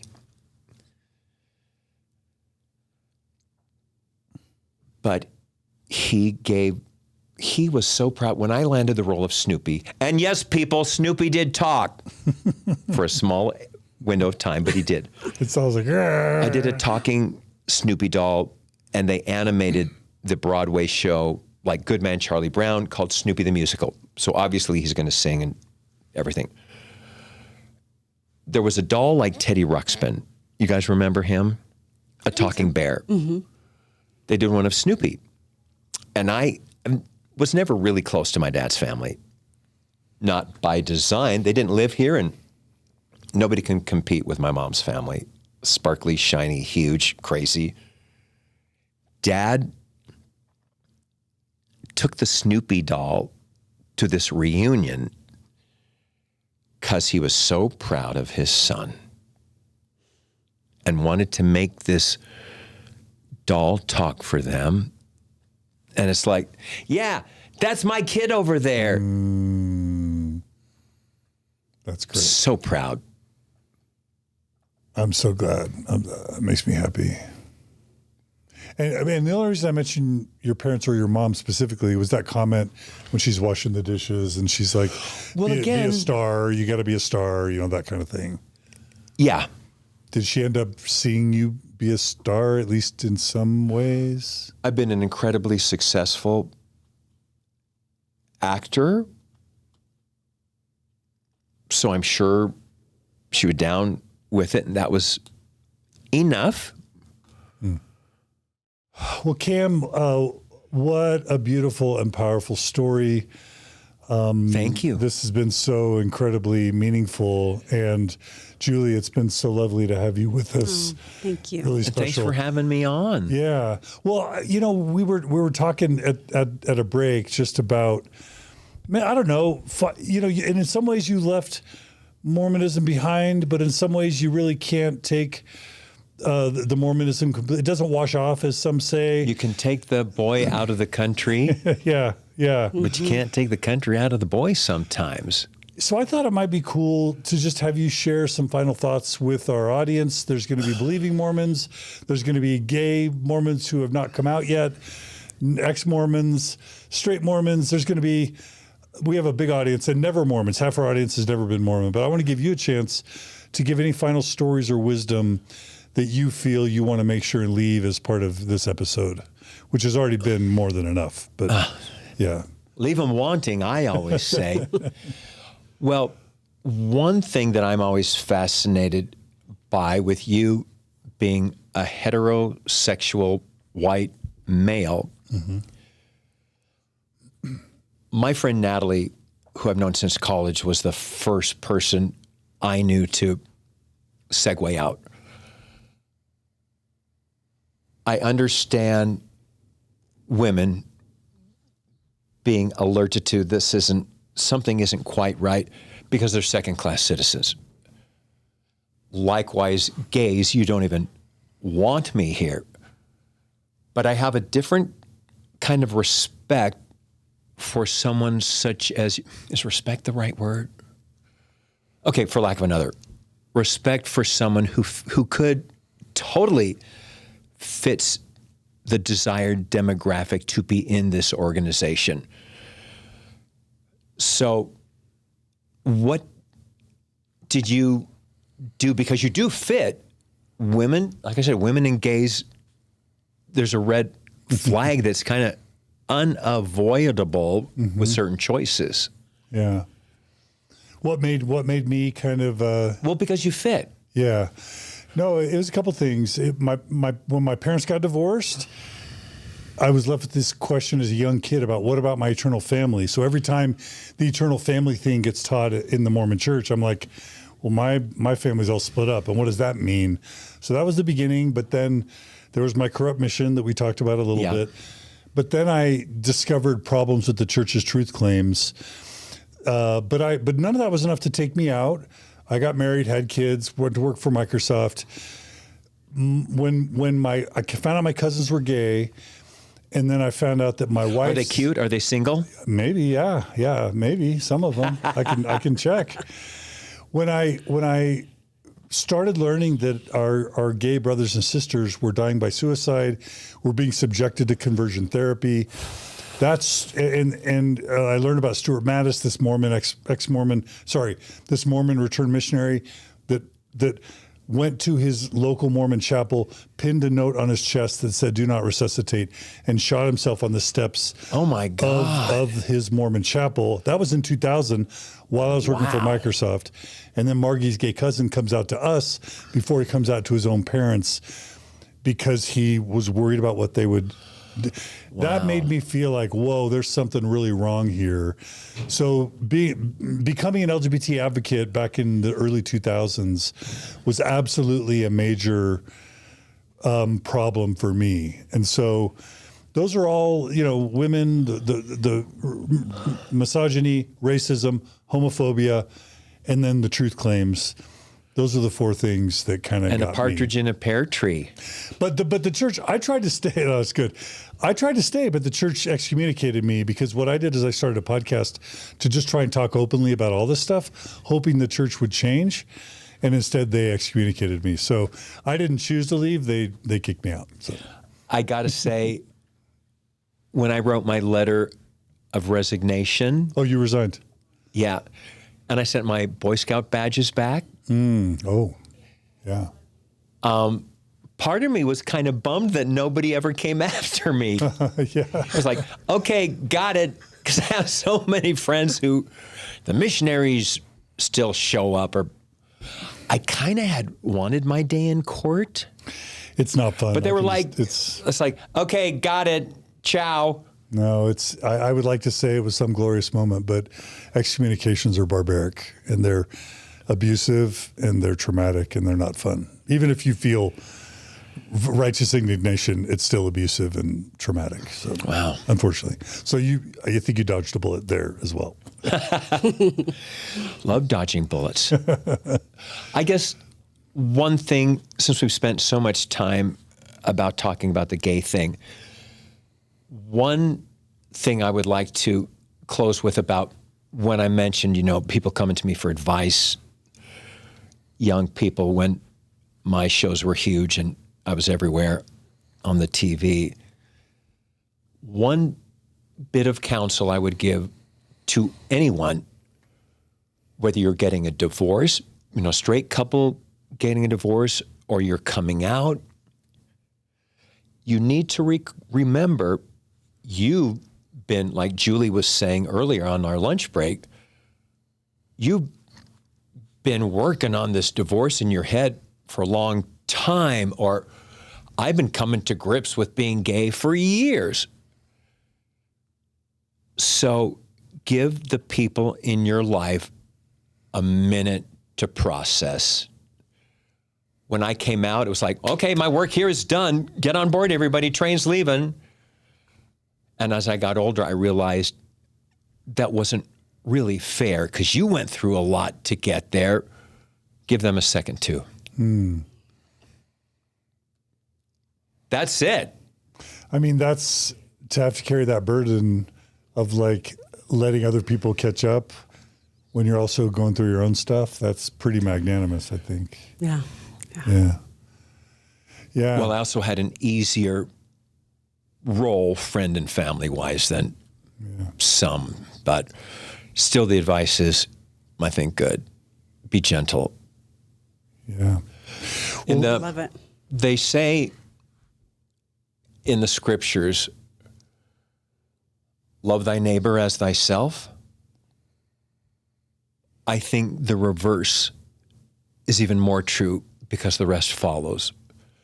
Love thyself as thy neighbor. And everything can follow.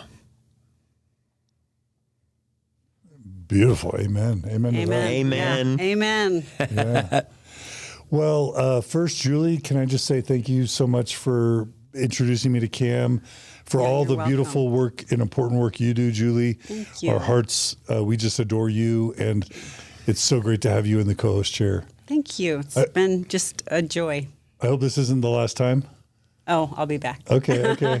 All right. Well, thanks, Julie. Thank you so much. I also, while we're at it, just What want have to you got there, John? What is that? I'm going to plug this book. The book is how they're Now all they're here. all here. Now they're all here.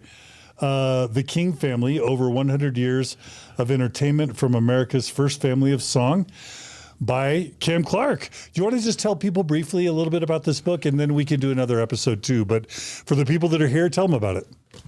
Yeah. I realized one day that my single family has been involved in entertainment since the days of vaudeville. And right now, it is 100 years since that. And it would be very topical to describe first person. I have also interviewed people in my family. So no one is saying anything so it's 100 years of information, but all in the first person. Because only the moms who are long dead speak of the 20s, the 30s, and the 40s. Unfortunately, they kept journals and stuff like that.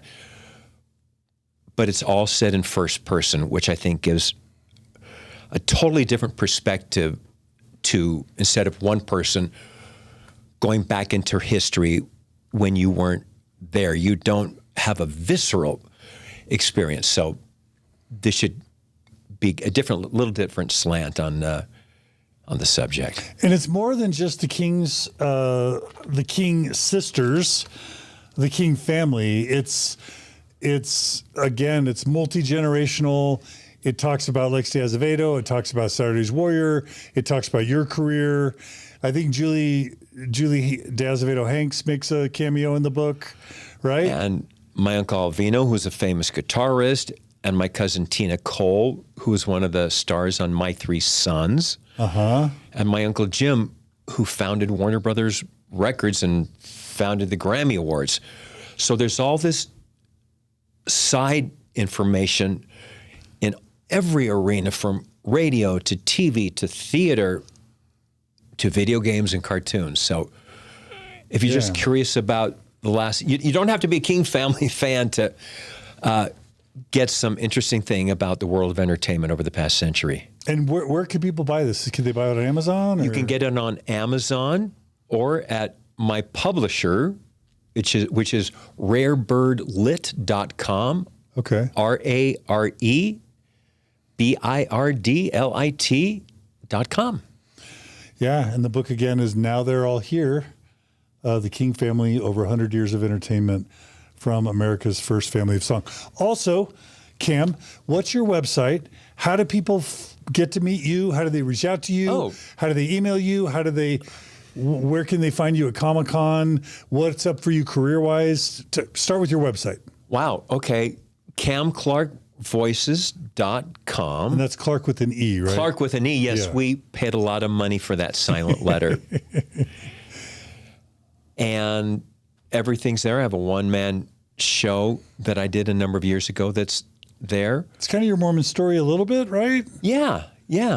But with song. And there's video, right? Yes, lots of clips. Oh, wow.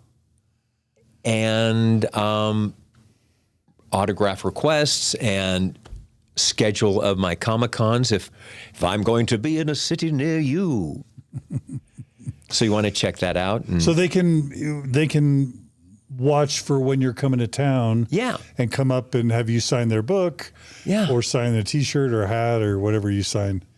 I even had somebody sign their back and came back the next day with a tattoo of my signature on them. That's devotion. Dang. Right?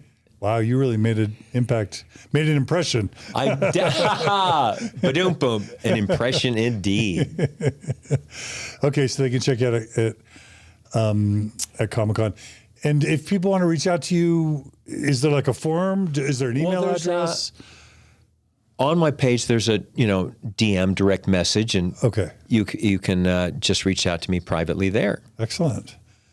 And then professionally, is it just Comic-Con? Are you still doing voice acting? Mainly doing the Comic-Con circuit now. That's doing great. some games, but it's an insane world if you've never ventured out to one, otherworldly. So it keeps you, there's multiple Comic-Cons across the country. Yeah. It's like, I don't think a weekend goes by that there isn't one in some city. And they're all or globally too. And you're just kind of on the circuit. Yeah. Congrats. Good for you. Yeah. Okay. Fun. Ta-da. All right. Well, thank you for sharing your amazing Mormon story. Well, thanks for inviting me. On Mormon Stories. It's been fun to be here. Yeah, it's a pleasure. All right, Free therapy. For me too. All right, that's CamClarkeVoices.com. Clark with an E. Cam Clarke, everybody. Again, please, this book is a great coffee table book. It's a great book to share, especially if over 50, but for everybody, but definitely. If you're between the ages of 50 and death. Yeah, I really saw a bunch of, it's got Batman in here. It's got Bing Crosby. It's got Donnie, it's got the Osmonds appear briefly, Saturday's Warrior. Like, it's got something for everybody. So buy this book, check it out. And you want to be my PR team, John? I think I'm a little bit. I think I am right now. Yeah. All right. Thank you. Support Cam. Thanks, Cam. Thanks for joining us today on Mormon Stories.